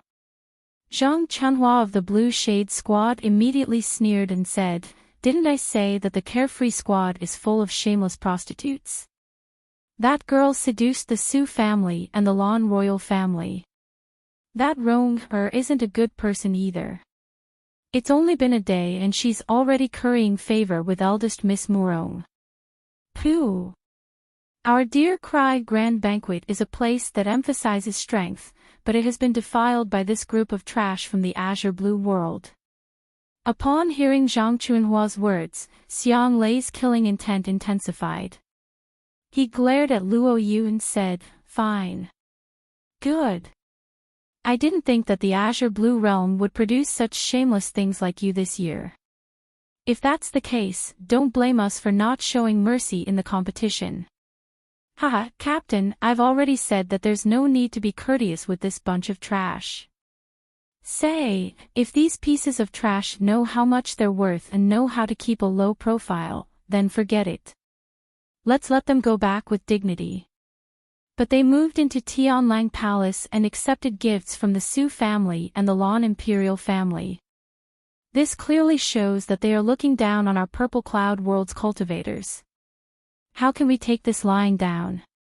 Especially this time, they actually dared to seduce the Murong clan eldest lady. They deserve to die 10,000 times for their crimes. Xiang Lei took a deep breath and swept his gaze across the Xiaoyao sect members. He then laughed coldly. In a while, when we teach you a lesson and make you cry for your parents, remember that you deserve it. If you want to blame someone, blame the shameless seducing of the Lan Imperial family girl and the pretty boy sucking up to the Murong clan eldest lady. Today, Xiang Lei, will make you pay a heavy price. Mayan and Luo Yu looked at each other, speechless. My dears, don't misunderstand.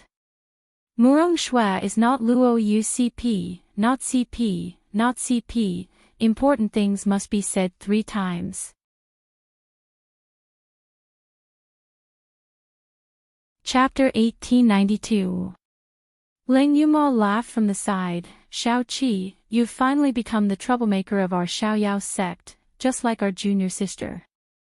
Not bad, you're worth teaching. Yun Ruhan patted her aching forehead and waved her hand helplessly. All right, stop messing around. Why aren't you entering the hidden realm? The Xiaoyao sect members smiled faintly when they heard that. They've been waiting for this moment for a long time. All the cultivators of the Purple Cloud Realm will remember this day for a long time. Because on this day, they learned of a terrifying woman called Jun Mayan. And on this day, they learned of the terror of the Xiaoyao 7. From this day onwards, these 7 youths announced to all the cultivators of the Purple Cloud Realm. The Xiaoyao 7 are here. Murong Shui returned to the center of the Qilin team. Shui Huailu immediately walked over with a sullen face. Shui, what were you doing? Why are you involved with lowly things from the lower realms?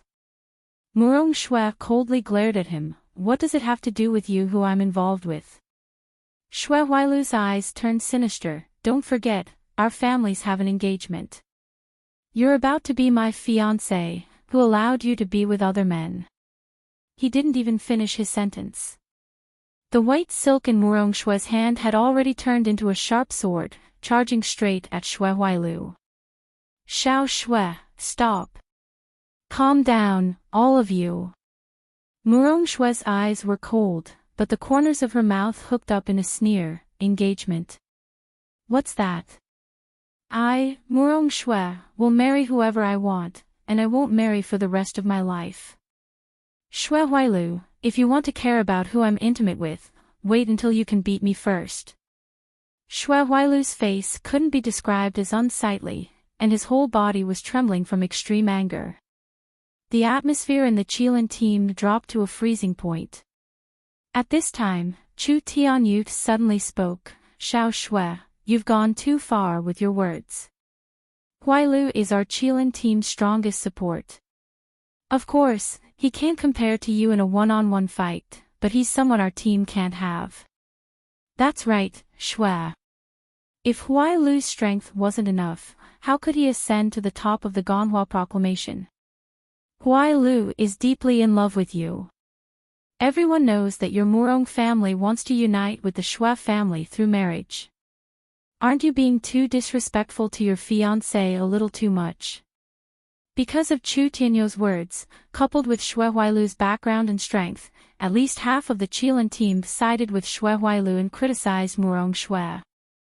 With the support of these people, the fear on Shui Huailu's face disappeared in an instant, replaced by a gentle and tolerant expression. Ah, Shui, I sincerely want to marry you. Although my battle prowess is not strong, in the entire Dragon Soaring Academy, and even in the entire Purple Cloud realm, my support is one of the best. Ah Shui, I'm willing to stand behind you forever and make you stronger.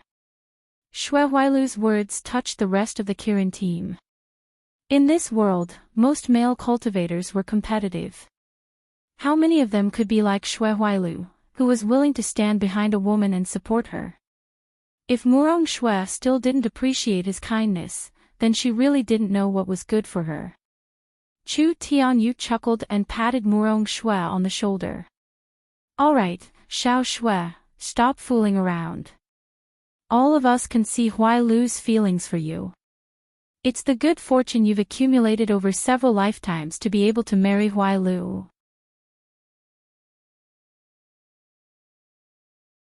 Chapter 1893. Murong Shui narrowed her eyes, and the white silk in her hand drooped down. Everyone thought that she was finally moved by Shui Huailu, and even Shui Huailu revealed a pleasantly surprised expression. Murong Shui sneered, I'm sorry, but if you want me to take a liking to a man, you either have to be strong enough to conquer me, or beautiful enough to seduce me. And what do you, Shui Huailu, have? After that, he no longer looked at Shui Huailu and turned to look at the flower in the mirror, where Mu Yan and the others were. Because of the ringing of the bell, both the Carefree team and the Flat Hill team entered the small mystic realm. Shui Huailu's face was bright red as he glared at Murong Shui's retreating figure. Then, he looked at the flower in the mirror. With a thought of his spiritual sense, the scenery of the small secret realm appeared before his eyes. Shui Huailu's gaze landed on Luo Yu's delicate face. The jealousy and hatred in his eyes were like that of a poisonous snake. So, you've taken a fancy to that little bastard's face. But ah Shui, can you guarantee that his face, when he comes out of the flower in the mirror, will still be intact? He had heard Pingqiu team leader Xiang Lei's oath very clearly. The Pingqiu team would not let the Carefree team win easily. Murong Shui glanced coldly at Shui Huailu, but said nothing. In fact, she didn't think the Carefree team could win either. But that youth that could control more than 100 puppets at once, that group of Xiuzhe from Azure Blue Jia, should not be as weak as everyone imagined. The Carefree team would die miserably. This thought lingered in the minds of every cultivator in Flying Dragon City. Especially when the Phoenix Sky Monarch team and the Divine Pivot team were quickly kicked out of the flower in the mirror. It could be said that the cultivators of Azure Blue Domain, in the Deer Cry Grand Banquet, had never had any power to fight back. Not to mention anything else, just in terms of cultivation. All the teams in the Purple Cloud realm were Golden Core cultivators. What about the Azure Blue world? The Carefree team had 5 Golden Core cultivators, the Fengtian team had 2 Golden Core cultivators, and the Dubhe team only had 1 Golden Core cultivator left due to Ouyang Qing's absence. Moreover, all the Golden Core cultivators were only at the first or second stage. How could such a lineup contend against the team from the Purple Cloud realm?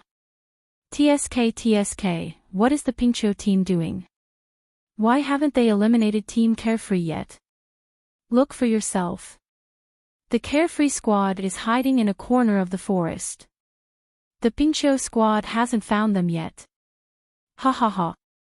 This bunch of cowards. They can't be thinking that by hiding in a corner for a couple of hours, they can win, or that their points won't be deducted, right? In the stands of the Flying Dragon City, the attention of the audience was almost all focused on the flower in the mirror, where the Carefree team was. The sounds of discussions and mockery kept drifting out. Finally, the Azure Blue Jia Xiuzhe in the corner could not bear it anymore. Don't talk nonsense. The gods of Team Xiao Yao are not cowards. Yes. Jun Mo Xia can fight against a nascent soul cultivator by himself. How can he be any worse than the people of your Purple Cloud realm? Exactly. The great god Jun and the members of the Xiao Yao team are all rare geniuses of our Azure Blue realm. They, even if they lose, they won't lose without dignity. This was the first time that the people of the Purple Cloud Realm met supporters from the Azure Blue Realm who dared to argue with them. In the past few years, these supporters had always been hiding in a corner, not even daring to let out a fart. They looked ashamed and weak, as if they were afraid of being targeted. Chapter 1894. Oh, the bunch of trash this year have grown some guts. How dare they talk to us like that? Too bad they've grown some guts but no brains. They actually said that June Mayan could take on a nascent soul cultivator by herself. What a joke. Do they think that June Mayan is an elite from the Kirin team? You have to forgive these country bumpkins. The geniuses they've seen in their lives are only at the level of a small place like Azure Blue World. They're ignorant, so of course they'll make a fuss over nothing. Ha ha ha. Look! The Pincho team has found the Xiaoyao team. The show is about to start. Azure Blue World's trash, take a good look at how the genius you've been talking about will be oppressed by our Xian world. The supporters of the Xiaoyao team held their breaths, their hands clenched into fists. In the mirror, Mu Yan and the others couldn't help but yawn as they watched the aggressive Pincho team approach. I'm about to fall asleep. Ling Yuma wiped her tears. I think we should finish this quickly and go back to sleep. Agreed. Agreed, add 10,086. Ahem. Luoyu, don't imitate Bishia's words. Xiang Lei looked at the 7 people in front of him, his gaze dark. He thought that these people would be frightened when they saw him. But they were greeted by these 7 young men and women, completely indifferent. 5 of them were at the first level of Golden Core, and 2 were at the peak of abstinence. How dare they be so arrogant against 10 Golden Core cultivators on their side? Especially since Xiang Lei's cultivation had already reached the 6th level of Golden Core. Even if he was alone, he could beat this bunch of trash in front of him. Xiang Lei took a deep breath and waved his hands behind him. You don't have to do anything, I alone am enough. As he spoke, he pulled his hands to his sides. A sparkling and translucent rope-like magic treasure appeared in his palm. This black ice rope was a gift from the head of the Hollow Jade Temple in the southern continent, where Xiang Lei was from. Its power was unparalleled, and countless ferocious beasts had died under this black ice rope. The members of the Pincho squad retreated in unison. They said excitedly, Boss Xiang took out the black ice chain. He's serious this time. Ha ha ha, if Boss Xiang is serious, these people will be in trouble. The profound ice chain is truly worthy of being a rank 9 spirit weapon. Just the aura it's emitting is enough to make me shiver. However, when the Pincho team members looked at Mu Yan's group, he found that they were still calm and unperturbed. Even their attitudes and expressions hadn't changed much. Mayan raises her hand and the Tian Mo Qin appears. She was about to transform into the 7 absolute swords. However, she heard Chu Moli say unhurriedly, Junior Martial Sister, you don't need to do anything today. You only need to support the 5 of them to deal with such a team. I agree to little Junior Sister's assistance. Leng Yuma glared. But why are you assisting the 5 of us? Third senior brother, what about you? The smile on Chu Moli's face grew warmer and warmer, to the point where it even carried a hint of gentlemanly frailty. I'm a cripple, after all, so I'm not suited for strenuous exercise. I'll leave the rest of the battle to you. Ling Yuma and the rest of the Xiaoyao sect were speechless. They always felt that their 3rd senior brother was becoming more and more black-bellied, more and more shameless. Xiang Lei didn't expect that he would be ignored even after he took out the black ice chain. He couldn't help but fly into a rage. He soared into the sky and attacked them. Mayan smiled faintly and sat down on the ground. Her slender fingers slowly moved on the zither strings.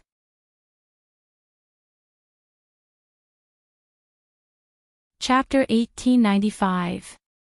Face slapping round 1, 3, asking for votes, almost at the same time, the astral field was unleashed. Xiang Lei had thought that it would be a piece of cake to deal with these useless people from the azure blue world. But as soon as he started, he sensed that something was amiss. As the sound of the guqin filled his ears, his limbs felt as if they were filled with lead. His spirit qi became more and more sluggish. On the other hand, the 5 people surrounding him were only at the first stage of the Golden Core realm. But as the sound of the guqin continued, their cultivation seemed to be getting stronger and stronger. How could this be? Xiang Lei was both shocked and angry. He swung the black ice chain vigorously, but it didn't hit the 5 people at all. Instead, he was getting weaker and weaker. The Pingqiu team members were also stunned by the scene. They had thought that their team leader would go on a killing spree, but why was he at a disadvantage instead? Xiang Lei's gaze turned to Mu Yan, who was playing the guqin. He suddenly thought of something and shouted, "It's that woman, she's a support expert, go kill her." The Pingqiu team was about to charge at Mu Yan. Ling Yuma said, "You just said that you could handle us alone, and now you want to gang up on my junior sister.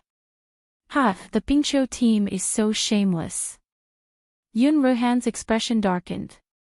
"You guys go block the Pingqiu team." His gaze fell on Xiang Lei, and his voice was steady but heavy. "I alone am enough to handle this person." As he spoke, a domain that stretched like a mountain and was as flexible as silk suddenly erupted. Xiang Lei's eyes widened in disbelief at the young man in front of him, his face full of shock. This person had already activated a field at such a young age. And it was such a pure, powerful, and rare, Sea of Mountains field. An hour later. With a few bangs, 10 figures were thrown out of the second last, flower in the mirror. Qi Xing's voice rang out in the air. The voice was so shocked that it paused for a moment, then stuttered, "Number 6, flower in the mirror, Team Carefree versus Team Pingqiu. The winner is Team Carefree." The entire Flying Dragon City was completely silent. After a few breaths, the supporters of the Carefree squad burst into deafening screams. "Ah! Victory, victory, victory! Team Carefree won! Ha ha ha ha, I knew that the Xiaoyao team wouldn't let us down. The great god June definitely won't let us down. Cultivators of the Purple Cloud Realm, have you witnessed the heaven-defying support of our great god June? Do you feel the strength of our Carefree team? Who was the real trash? Ha ha ha." There were also people who couldn't help but cry as they laughed. These were the people who had come to the Dear Cry banquet 2 years ago. But at that time, the team they supported could only lose one match after another. They could not lift their heads and could only be ridiculed. But now, they finally had the courage to hold their heads high. Now, they could loudly tell these arrogant bastards of the Purple Cloud Realm, our Azure Blue Realm also has geniuses. Not everyone in our Azure Blue Realm is trash. Compared to the jubilation and liveliness of the Azure Blue Realm cultivators, the Purple Cloud Realm was completely silent. Their faces had already been slapped swollen by the results of the match. But listening to the cheers of the Azure Blue Realm cultivators, they felt stifled in their hearts. Everyone, remember, this is only the first match. Ha ha ha, thank you, my friends, for your tips. Moi, UMO of the Carefree Sect, no nickname 15056, Swanee, Korat Cat, Peaceful Life, Fragrance, Cuckoo, Angel Seeking, Memories Fade in the Wind, Soul Snatching, Mo Ingli, Thousand Dreams of Sorrow.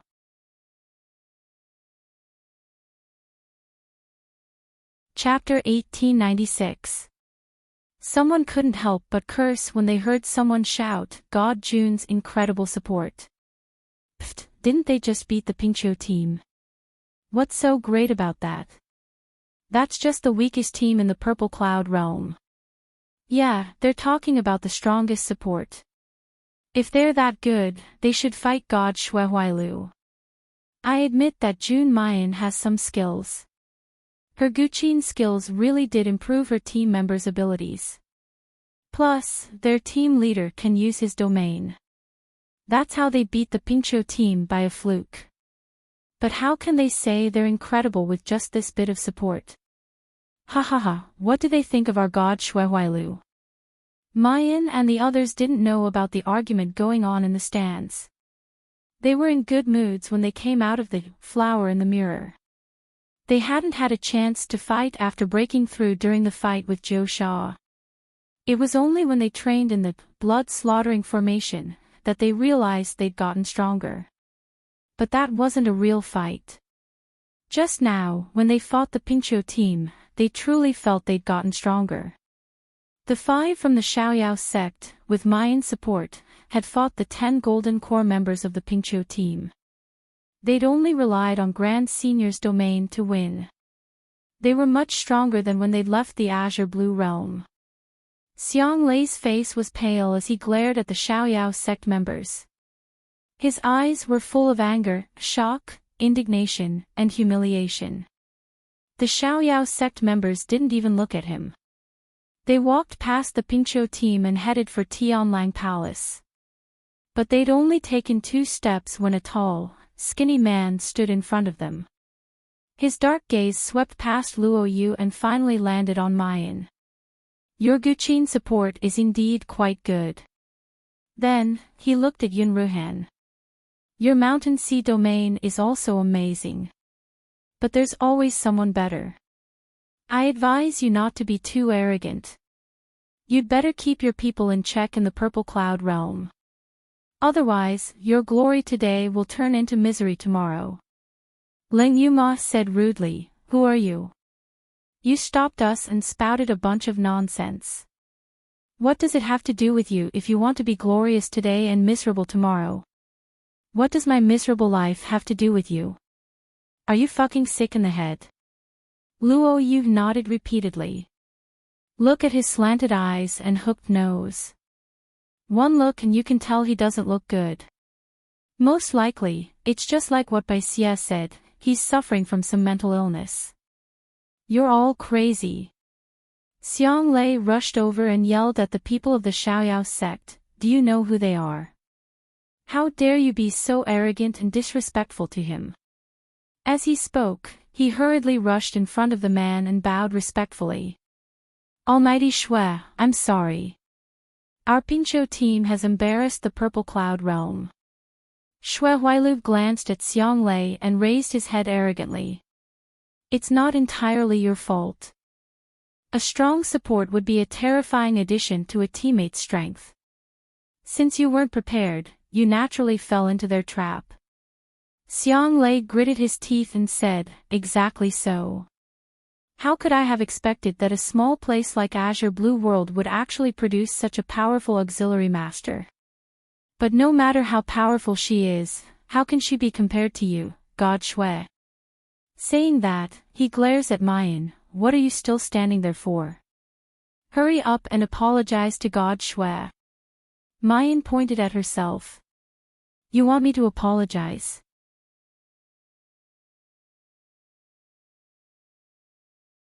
Chapter 1897. Don't you know who Guru Shui is? Xiang Lei roared.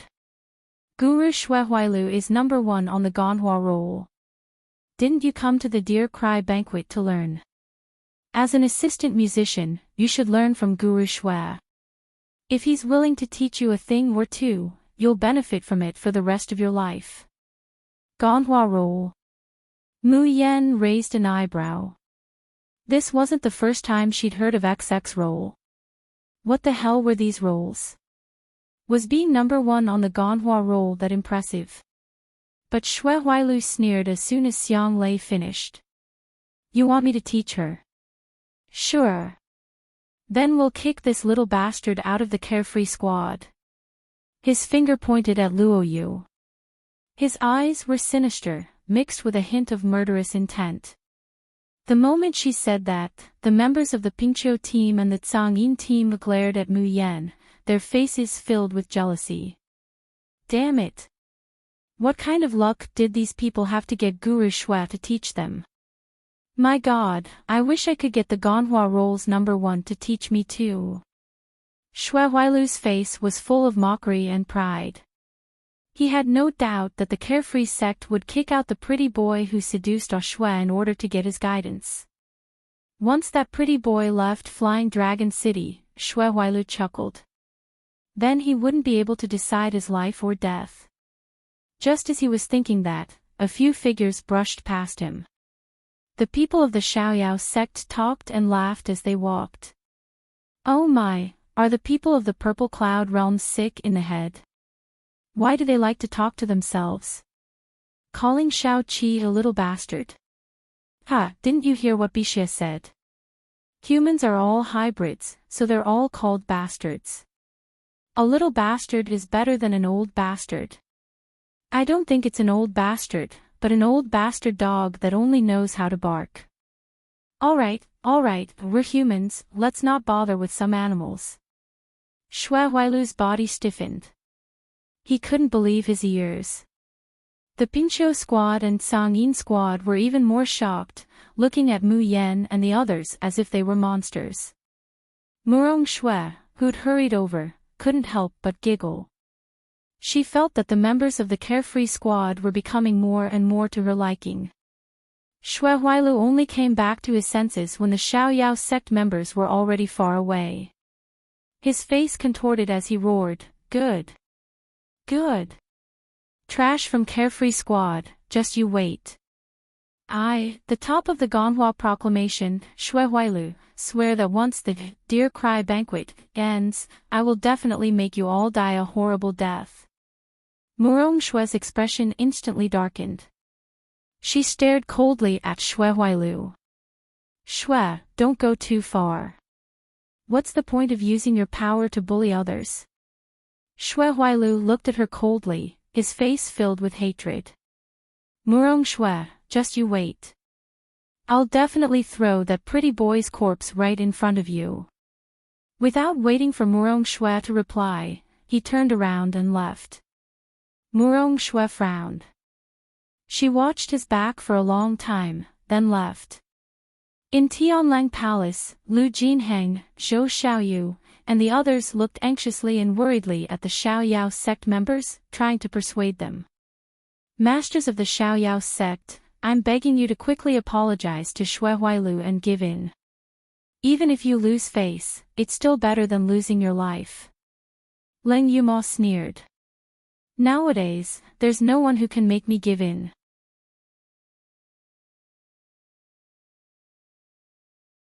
Chapter 1898. What's wrong with you? What's so great about that Shui Huailu?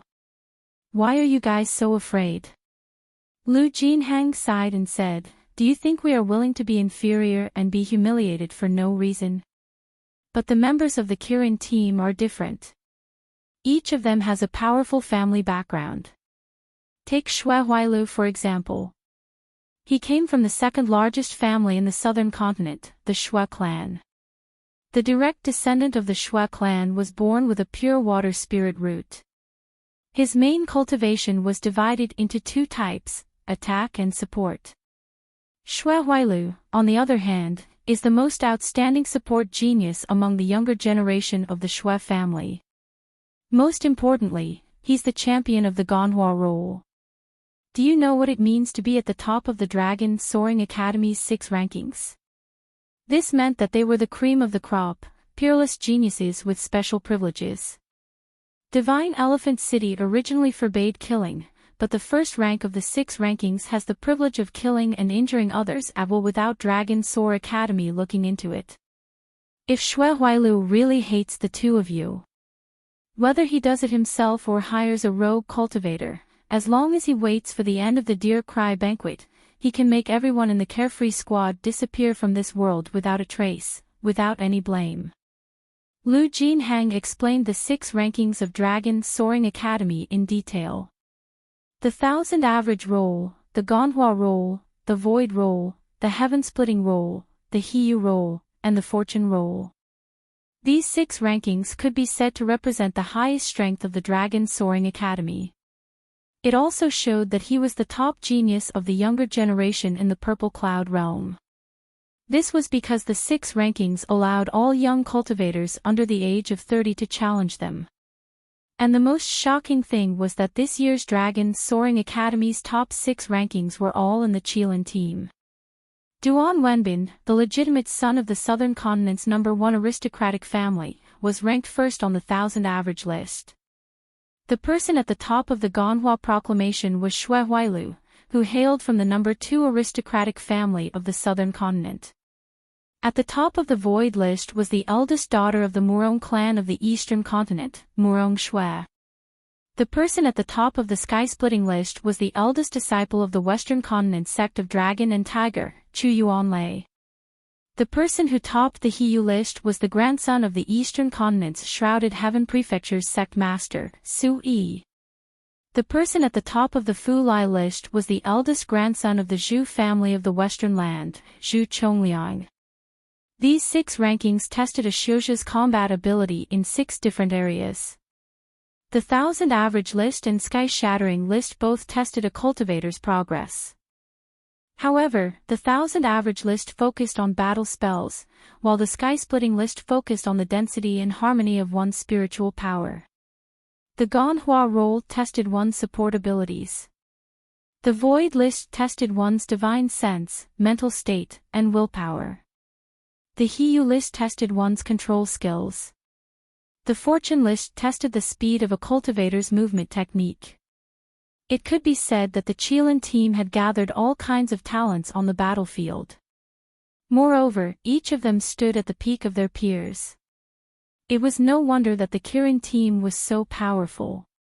As a result, the Kirin team was excluded from this year's champion tournament, which gave the competition some suspense.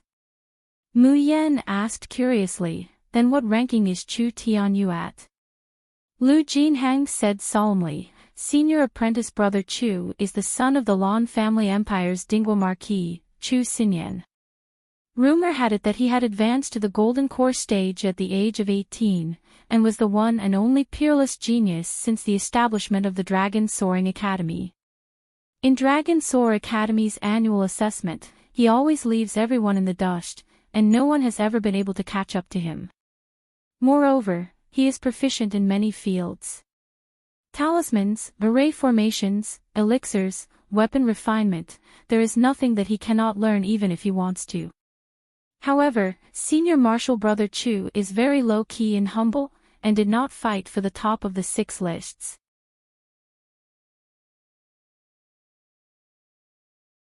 Chapter 1899. But everyone believes that if senior brother Chu has the intention to compete, there will definitely be a place for him at the top of the 6 rankings.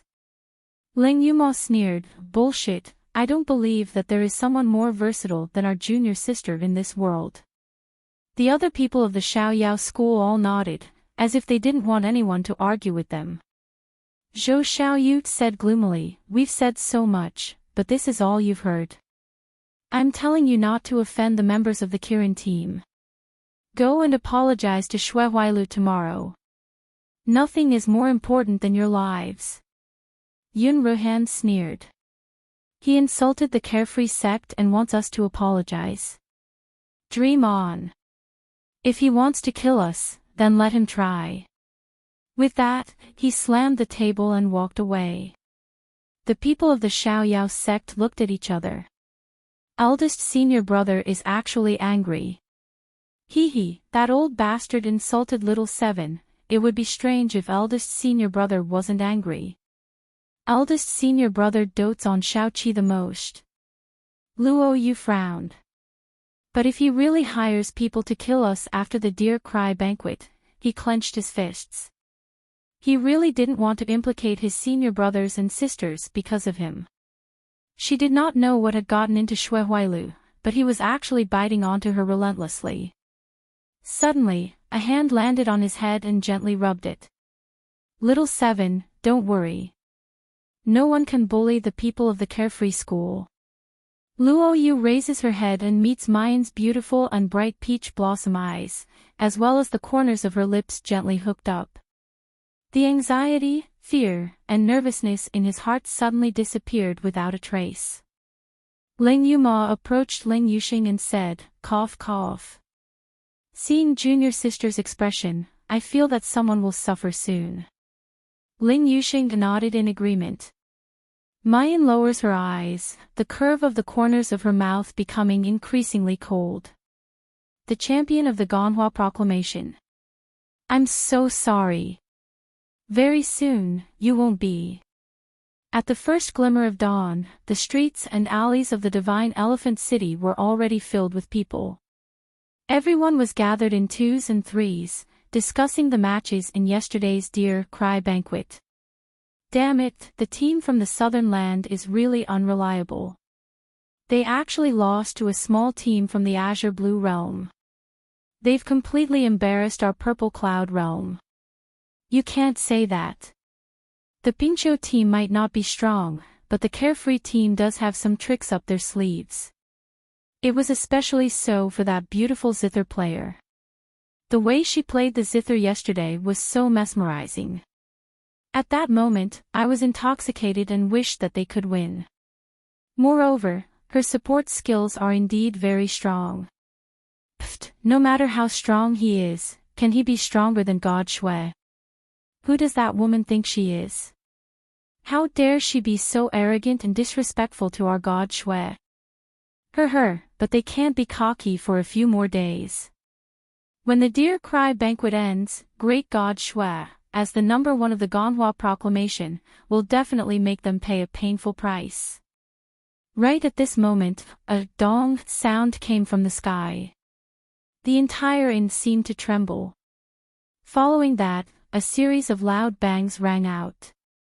All sounds of chatting disappeared as everyone raised their heads to look at the sky outside the inn. Only to see a blue belt of light rising from the bottom to the top of the sky, shooting straight into the clouds. Following that, a deep and old-fashioned voice resounded in the ears of everyone in the divine elephant city like a clap of thunder. Chinkuan 6 stars, ancient sound, soaring dragon Ganyu proclamation has changed owners. The new number one of the Ganyu proclamation is Yiliang Qin.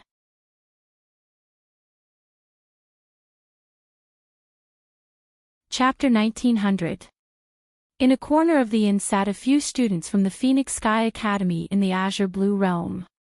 While the people of the Purple Cloud realm were making a ruckus, they were hiding in a corner, not daring to make a sound. When the bell rang, the ancient and deep voice read out, "The new Ganhua ranking champion is Yiliang Qin." The inn was completely silent. The few Phoenix Sky Academy students could not hold it in and spat out the tea in their mouths. Cough, cough, cough. Did I hear wrongly? Yap Liang Qin.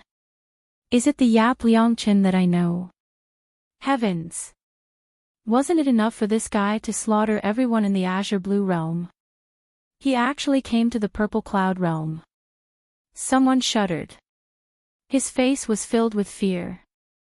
As soon as I heard the name, number one of the XX leaderboard, I recalled the fear I felt when I was dominated by the name, Yiliang Qin. From the exquisite ranking to the Nirvana ranking to the Lingxiao ranking, and then to the Golden Heavenly Light. During that period of time, all the cultivators in the Azure Blue realm had heard the name Yiliang Qin so much that their ears almost grew calluses. Some of them were Yiliang Qin supporters. When they regained their senses, they slapped the table and laughed out loud. Ha ha ha ha, you are indeed the lord of the Azure Blue world, Yiliang Qin, God Yi. Didn't the people of the Purple Cloud realm boast that the Ganhua role was very powerful and that God Shui was very awesome? What was the result? When our great God Yi came, didn't he easily kick him off the top of the rankings? The others from the Azure Blue realm laughed as well. No matter which academy Yiliang Qin was from, he still represented the Azure Blue world. Didn't the people of the Purple Cloud realm look down on their Azure Blue realm? Didn't they say that they were all trash? However, they had Yap Liang Qin. He only needed one night to ascend to the top of the Ganhwa proclamation that everyone in the Purple Cloud realm revered. Mighty God Yi! Long live God Yi! In the end, the cultivators of the Purple Cloud realm finally recovered from their shock. They did not even have the time to ask who exactly Yi Liangqin was before they heard the Phoenix Sky Academy's students cheering excitedly. He heard that Yap Liangqin was from the Azure Blue world. Everyone felt as if they had been struck by lightning, and they couldn't believe it at all. What kind of joke is this? Someone slammed the table and stood up, roaring loudly, "Have you gone crazy from wanting to stand out?" A piece of trash from the Azure Blue realm ascended to the top of the Ganhwa proclamation. Are you all fucking dreaming? This time, the Azure Blue realm cultivator who had always been timid did not cower. Instead, he stood up abruptly, straightened his neck, and said, "Great God Yi is from our Azure Blue realm. A few months ago, he slaughtered the exquisite dragon, Nirvana, and numinous sky rankings in our Azure Blue realm and became the master of the Azure Sky realm. You can ask anyone in Azure Blue world about this. They will all know." With that, the cultivator revealed a gloating smile. "Now, it's your Purple Cloud realm's turn. You must be prepared." The cultivators of the Purple Cloud realm in the inn wanted to refute, but the way the people in front of them spoke with such certainty made them look at each other for a moment, and their hearts were pounding. And, most importantly, for several decades, the Ganhwa proclamation, which had always been occupied by the students of Dragon Soaring Academy, had actually been snatched away by someone else. Moreover, none of them actually knew who this Yi Liangqin who took the first place of the Ganhwa ranking was. Compared to the shock of the cultivators in Divine Elephant City, in Flying Dragon City, the cultivators who were preparing to participate in the second round of the champion tournament were even more shocked. Xue Huailu was startled awake from his sleep by the sound of the bell. He simply did not dare to believe his ears.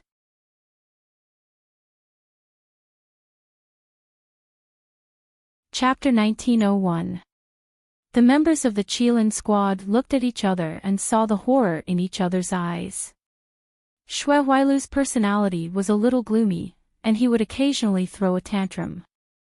However, there was no doubt about his strength. That little cloud and rain spell's auxiliary consummate skill had helped their Qilin team to win again and again. In the current Purple Cloud realm, it was reasonable to say that the first place of the Ganhwa role was unshakable. However, in just one night, everything had completely exceeded their expectations. Who was this Yap Liangqin who appeared out of nowhere? Suddenly, Murong Shue's bell-like laughter rang out from the group. "Ah, I wonder who this Yap Liangqin is." Just yesterday, a certain someone wanted to use his status as the first rank of the Ganhwa proclamation to oppress others, but who would have thought that he would be slapped in the face today? Now that the first rank of the Ganhwa proclamation is gone, I wonder how he's going to fulfill his bragging yesterday. Hee, this Yap Liangqin is such a hero. If he is handsome and pretty enough, I would like to marry him. Xue Huailu's face was so gloomy that it seemed as if it could drip water. He clenched his fists tightly. His eyes were filled with malice and madness. He murmured, "Yi Liangqin. Yi Liangqin," he was gnashing his teeth as if he wanted to chew someone into pieces. Murong Shue's smile widened when she saw his crazed jealousy. "Little Xue, don't say any more." Someone tugged at Murong Shuo. Murong Shuo scoffed coldly, turned around and walked towards the plaza. "The second round of the tournament is about to begin. I can't wait to see my little brother Luoyu. Lon Luoyu, you're pretty, and your name is nice too, hee. Murong Shuo. Xue Huailu roared. "Don't go too far." Murong Shuo didn't even turn her head. Her voice was cold and mocking as she said, "So you still had the title of first place on the Ganhwa proclamation to hold the fort. Now you don't even have that cover. Xue Huailu, what right do you have to marry me? What qualifications do you have to control who I like? Xue Huailu gritted his teeth and clenched his fists tightly while his eyes were filled with viciousness. Suddenly, a hand patted his shoulder. Huailu, don't be angry. Wasn't he just a pretty boy from the Azure Blue Realm? You're not the top of the Ganhua Proclamation, but I'm the top of the Hiyu Proclamation. As soon as Xue Huailu turned around, he saw Su Yi smiling at him with a hint of ingratiation. Su Yi was the grandson of the Shrouded Heaven Mansion's sect master and could be said to be the most talented cultivator in the history of the Shrouded Heaven Mansion. However, the status of the Shrouded Heaven Manor in the Eastern Continent was incomparable to that of the Su family and the Murong family. Su Yi believed that if he could make Xue Huailu feel grateful to him, the Shroud of Heaven Manor might be able to reap huge benefits afterward. Thinking of this, he gave Xue Huailu a meaningful smile. Those people from the Carefree sect must be very excited when they heard that the Ganhua leaderboard has changed hands, thinking that they've escaped a calamity. But what if they immediately found out that they were about to be killed by the top of the Hiyu list? Do you think they can still laugh? Eldest Miss Murong is only interested in that pretty boy for novelty. If she sees them crying and begging for mercy, do you think eldest Miss Murong will still be tempted? Xue Huailu's eyes lit up when he heard this.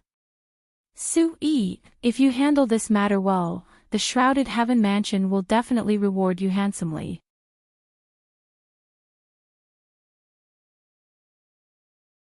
Chapter 1902. After midnight, the second round of the competition began. However, no matter who it was, the attention of the cultivators could not be focused on the Ganhua leaderboard. The Purple Cloud Realm cultivators were loudly discussing who Yi Liangchen was, what sect he was from, and how he could top the Ganhua leaderboard. The Azure Blue Realm cultivators were shouting, "Almighty God Yi," from time to time. Of course, there were also those who knew Mu Yan's identity, such as Xing Xiaopang. He looked at the Ganhua leaderboard with admiration and respect. Nalan Dongyun and the cultivators from the Starry School had been guessing whether Yi Liangchen was Mu Yan, but they could not be sure. Thinking about the beautiful girl standing below, who was not only the leader of Qingyun's sect, but had also beaten all the Purple Cloud Realm cultivators into the Ganhua leaderboard, they could not help but feel excited. They could only turn this excitement into shouting, "Long live the Carefree team! Almighty June is invincible!" Their shouts woke up the absent-minded Purple Cloud Realm cultivators. Many glared at them. Pfft! Didn't they just win one round?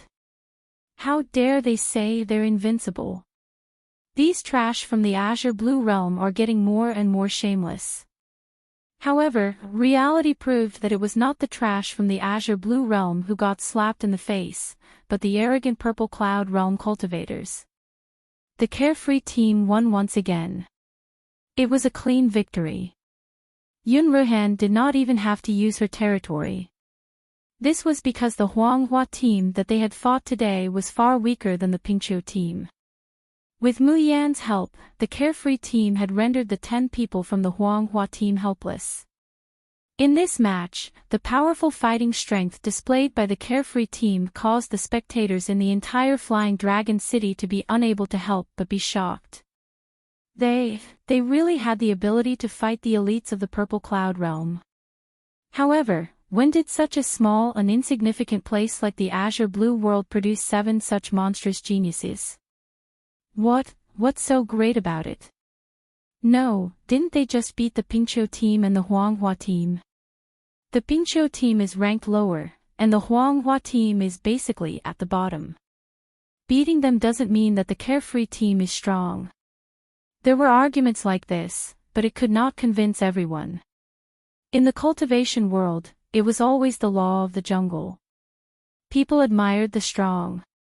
Team Carefree used 2 clean and efficient matches to prove that their victory was not a coincidence.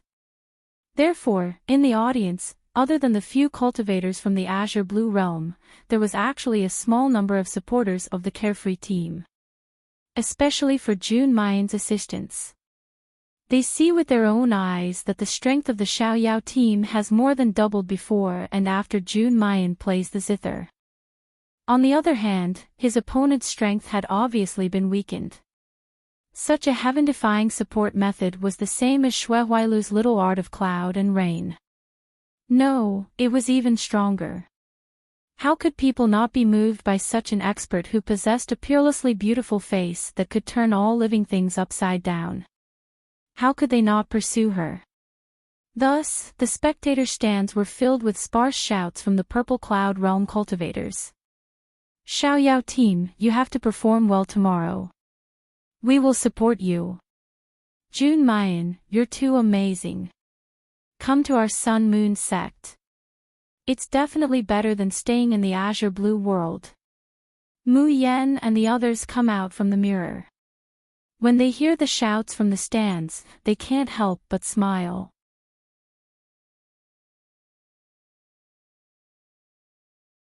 Chapter 1903. Compared to yesterday's one-sided abuse. Today, there were actually a few cultivators from the Xian realm cheering them on. Not bad, it's a good sign. Little Luoyu, you've performed too well. Come, big sister will give you an incense as encouragement. A fragrant breeze brushed past, and Murong Shue's soft, boneless body pounced towards Luoyu. But Luoyu nimbly dodged it. Murong Shue didn't mind, and the smile on her face became even more charming. At the same time, her gaze swept over the group, and finally fixed on Mayan. Your strength really exceeds my expectations. You haven't used your full strength in the 2 matches that just ended. Not waiting for them to answer, Murong Shue's eyes lit up with excitement. I really hope that the Qilin team will have a chance to compete with you. The carefree team members were also eager to give it a try. Especially the battle-hungry Leng Yumo, her hand was already unconsciously gripping her scabbard. But before they could reply, they heard Xue Huailu's gloomy voice. Do you think that you can rest easy now that I don't rank first on the Ganhua proclamation? Murong Xue abruptly turned back, and snapped, Xue Huailu, are you done? Xue Huailu's eyes became increasingly fierce and ruthless. Beside him, Sui chuckled, don't be angry, ah Xue. Huailu is right, these trash from the azure blue realm are too arrogant. One carefree team, one Yap Liangqin, they think that they can behave atrociously in the Xian realm just because they have some ability. What kind of place do they think the Xian realm is? Murong Xue revealed a look of disgust. Sui, what are you doing here? Sui didn't say anything, but slowly walked in front of Mayan and the others, speaking in a refined and courteous manner. Hello, let me introduce myself first.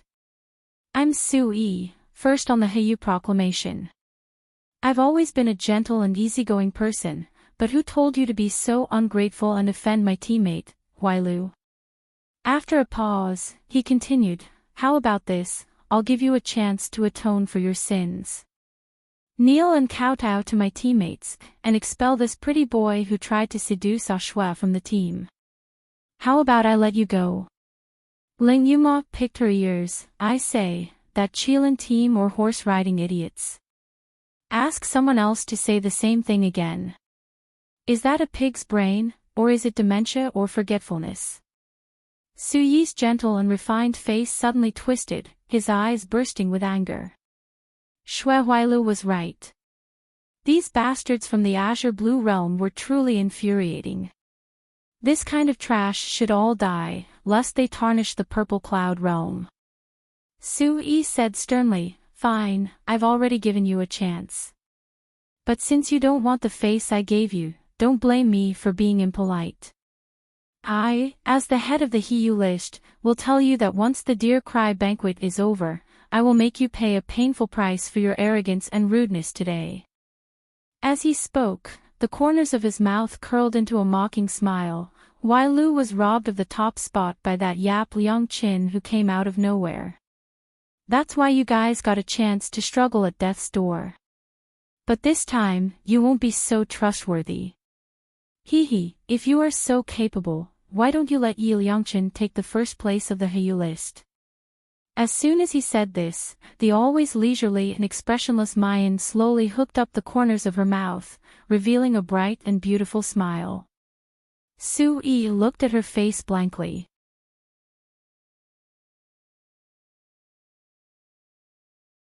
Chapter 1904. As he approached, he found that this girl's appearance was too outstanding. Everyone loves beauty.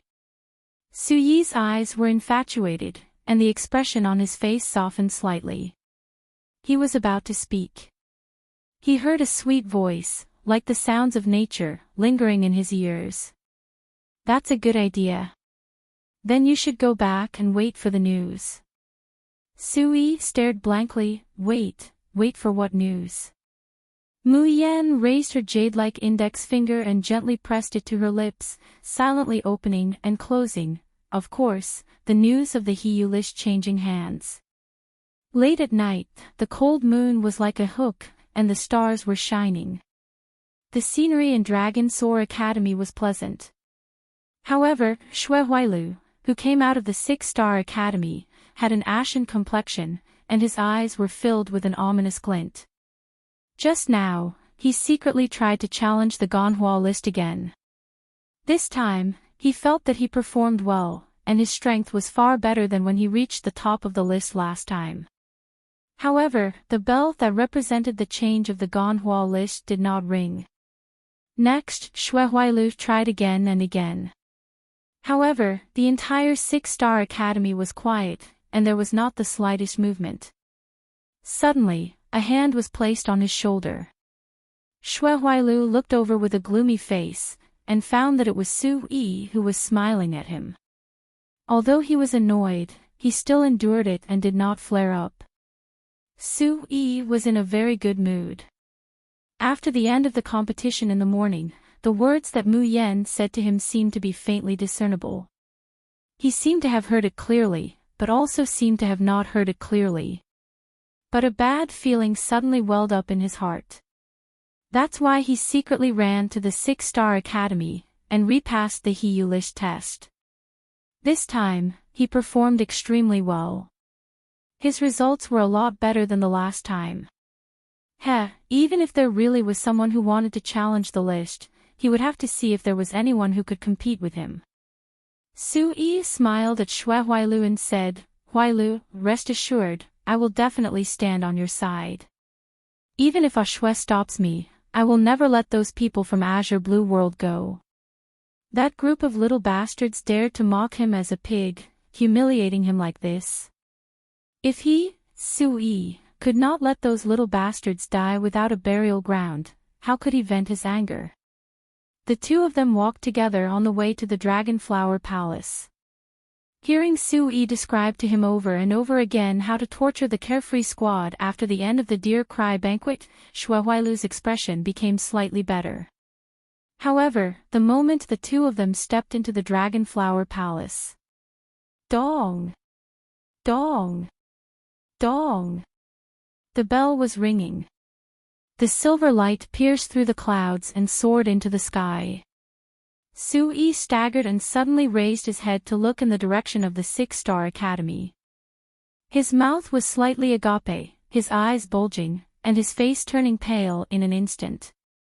The powerful and old-fashioned voice resounded through the entire Divine Elephant City once again, waking up everyone who was still asleep. Qiankuan 6 stars, Eternal Sound, Soaring Dragon, Hiyu, Ranking Master. The new champion of the Hiyu list is Yi Liang-chin. Su-yi suddenly reached out and grabbed the clothes on her chest. In his chest, there seemed to be something strangling his heart, tighter and tighter, tighter and tighter. Finally, puff! Su-yi spat out a mouthful of blood and almost fainted. Puff! In the Hall of Excellence, Lu Jinheng and Zhou Xiaoyu, who had not slept all night, spat out a mouthful of tea. Again. Zhou Xiaoyu trembled and said, "Is Great God you planning to slaughter the Purple Cloud Realms list?" Lu Jinheng rubbed his arms that had some goosebumps, his eyes unfocused and said, This is not the first time he has done this.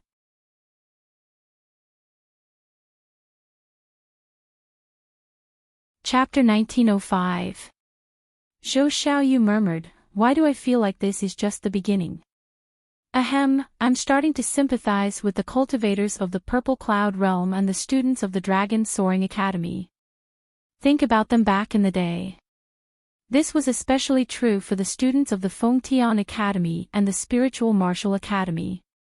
They were terrified of being dominated by Yi Liangqin. Now, it was the Purple Cloud Realm's turn. Thinking about this, he felt so fucking good. The two of them looked at each other and smiled, not bothering to conceal the gloating expression on their faces. Weren't these people from the Xian realm arrogant? Aren't you arrogant? Didn't they treat the cultivators of the Azure Blue realm as trash? Hee, now that the Azure Blue world has finally produced a true great god to teach them how to be human. In front of a true monstrous genius, these arrogant fellows from the Purple Cloud Realm were nothing but trash.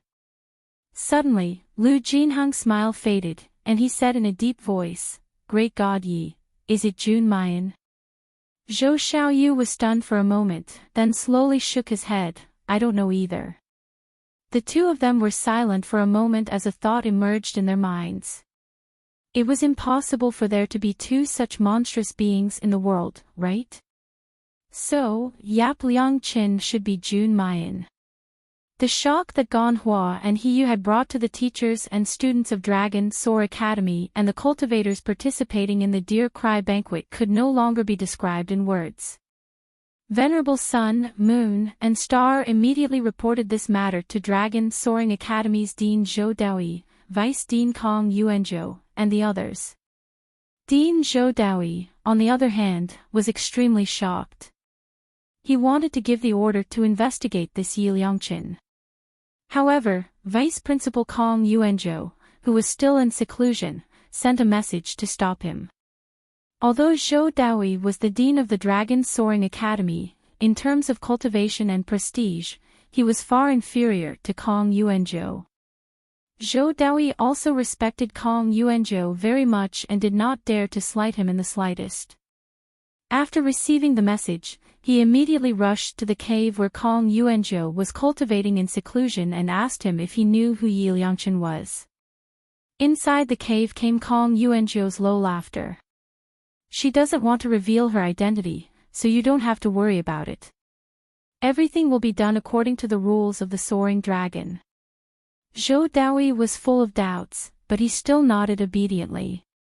Just as he was about to turn around and leave, he suddenly heard Kong Yuanzhou muttering to himself, "That person is so capable.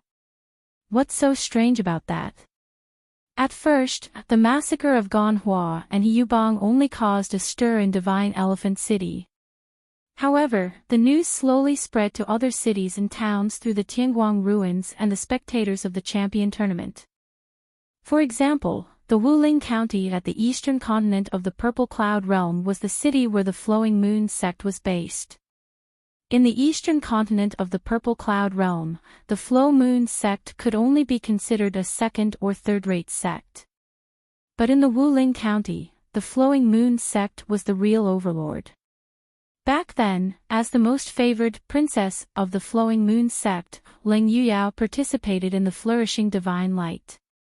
Naturally, many cultivators in the Wuling County went to support her. At the moment when the name Yi Liangqin came to the Wuling County, people were stunned. Yap Liangqin. Is it the Yap Liangqin that we know?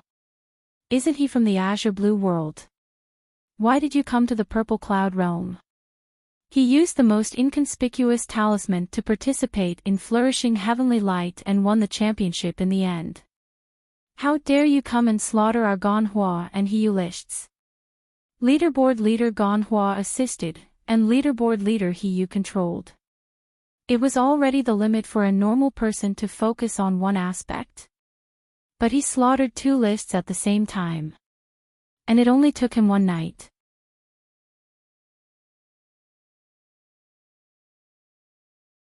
Chapter 1906. I heard that he even slaughtered 3 of the academies in the Azure Blue Realm's top combat strength rankings. Oh my god, talismans, support, control, and battle. He actually mastered all of them. Is there anything in this world that he doesn't know? There were also a small number of Purple Cloud Realm cultivators who had become Yi Liangchen's fans during the flourishing heavenly light. Now that they heard that God Yi actually came to the Purple Cloud Realm to slaughter again, they were immediately in high spirits and inexplicably excited. They packed their crystals and were about to rush to the Divine Elephant City. Originally, these people were reluctant to spend 100 superior-grade crystals every day to watch the Deer Cry banquet. But who asked their idol to come? So what if they spent a few hundred crystals to support their idol? If they hadn't found out too late, they would have urged their families to offer gifts. Moreover, those who participated in the flourishing heavenly light knew that supporting God Yi Liangchen would definitely not be at a disadvantage. Now, in the Tianguang ruins, although the barrier-breaking talismans sold by Laozi's #1 shop were not expensive, they were already hard to find and had been pushed to sky-high prices. But even so, God Yi did not raise the price and guaranteed that those cultivators who had supported God Yi in the flourishing heavenly light would definitely be able to buy at least one within a month as long as they queued up to make a reservation. Initially, many cultivators supported Yi Liangchen just to buy those mutated talismans. But slowly, they became Yi Liangchen's fans and became sincere supporters. The news quickly spread to the Flowing Moon sect. The teacup in Leng Yuyao's hand suddenly shattered, and her ashen face was almost distorted. Yi Liangchen, it was actually Yi Liangchen again. It was this bitch who caused her to lose the flourishing heavenly lights finals and was forced to withdraw from the Dragon Soaring Academy. And now, this bitch actually came to the Purple Cloud Realm. Leng Yuyao was originally a student of the Dragon Soaring Academy's human compound, but in the previous assessment, she lost the flourishing heavenly lights finals and performed poorly. In the end, she didn't even reach the passing threshold and was directly expelled from the Dragon Soaring Academy. Because of her alchemy ability, Leng Yuyao originally had many supporters in the human compound. However, she lost the flourishing heavenly lights finals and failed the assessment. Almost overnight, Leng Yuyao's status plummeted. Originally, if she failed the assessment, there was still a chance to make an exception.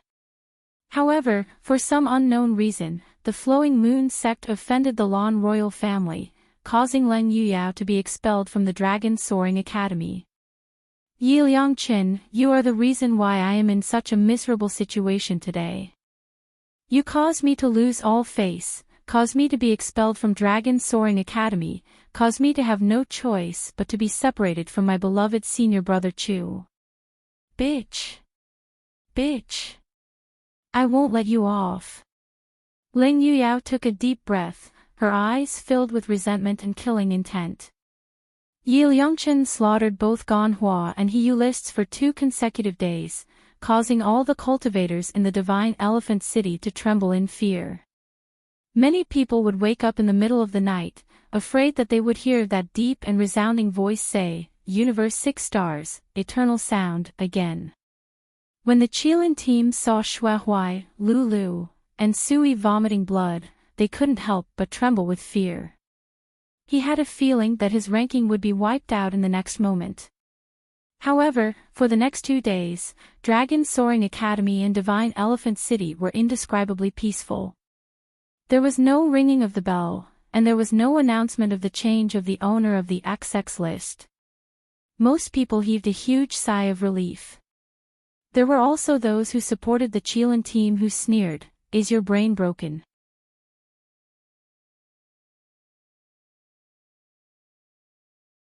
Chapter 1907. Do you really think that Yi Liangchen can continue to reach the top of the other lists? In my opinion, he was only able to reach the Ganhua and Hiyu lists because of luck. In terms of strength, how can Yi Liangchen compare to the elites of the Qilin team? Not to mention, the Qilin team has the almighty Great Chu. He can learn anything, he just doesn't want to be in the limelight. Yes, the Qilin team is the best. The Qilin team is invincible. Who does Yi Liangchen think he is? I heard that he came from the Azure Blue world. He was lucky to have some achievements. Do you really think he is qualified to be compared to the Qilin team? These 2 days, the silence of the 6 lists of the Soaring Dragon Realm caused the shocked voices to slowly disappear. Everyone's attention turned to the competition. Looking at it, the cultivators of the Purple Cloud Realm were shocked again. Yi Liangchen was no longer on the list. However, the Xiaoyao team from the Azure Blue World had won 2 more matches. Moreover, in one of the matches, their opponent was the team of Chu Li, who was ranked 6th in the previous competition. In this match, Yun Ruhen, Ling Yuma and Qin Zhou all unleashed their domains, with Mu Yan's help. In a short period of 3 hours, the Xiaoyao team completely defeated the Chu Li team. In this battle, the performance of the 2 teams was too exciting and too beautiful. So much so that when the competition ended, the entire Flying Dragon City, regardless of friend or foe, burst of cheers almost pierced through the sky. After the people of the Chu Li team left the mirror, they bowed deeply to the people of the Xiaoyao sect. There was no resentment on their faces, only admiration. I apologize for looking down on the cultivators of the Azure Blue World. You are worthy of the title of the strong. In fact, I think, in this year's Dear Ming banquet, you are the strongest. As soon as these words came out, there was a huge uproar in the Flying Dragon City. Some people cursed, some people were angry, some people questioned. But there were also people who had already been subdued by the performance of the Xiaoyao team. In this cultivation world where the strong were respected, strength was the basis of all worship. This time, it was not only Mu Yan. Even Yun Ruhen, Ling Yuma and Qin Zhou had many supporters.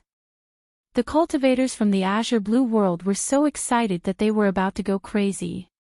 They were shouting at the top of their lungs from the stands.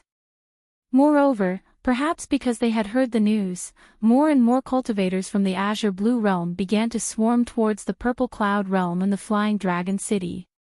Even if the admission fee for the Deer Cry Grand Banquet was so high, they were eager to witness the birth of a legend that belonged to their Azure Blue World with their own eyes. The next day was still a peaceful day for most people. The champion tournament proceeded as planned. The 6 roles of the Dragon Ascension leaderboard were not updated, and everything was peaceful. However, to the members of the East Continent's Dark Shade Squad, it was like a bolt from the blue, and they were at a dead end. In the previous few days of matches, the Dark Shade team had lost every match and only had 1 point left. Just one more match and they would be directly eliminated from the Tournament of Champions. But on this day, their opponent was the Stars Carefree team. Ling Yuma snapped her fingers and smiled brilliantly. I never thought that today's opponent would be an old friend. It's all thanks to our luck. Otherwise, this team of flies and mosquitoes would have been eliminated. Luo Yu's eyes were curved, and her 2 dimples were especially cute. I remember that before the champion competition, they said that they would teach our Carefree team a lesson. I've been looking forward to it for the past few days.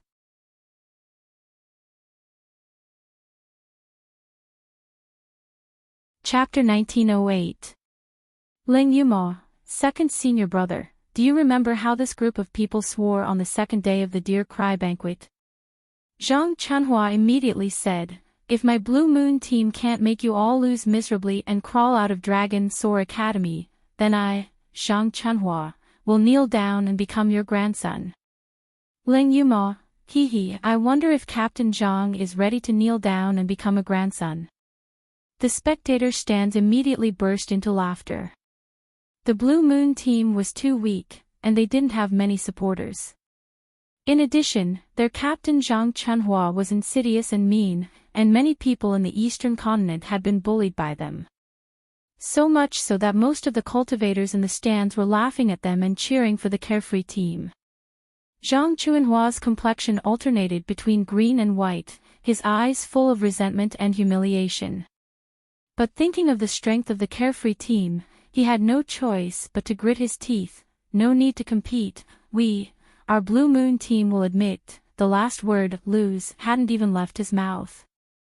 Mu Yen suddenly plucked the strings of the zither with his fingers, and a burst of energy shot out, hitting Zhang Chuanhua's butt.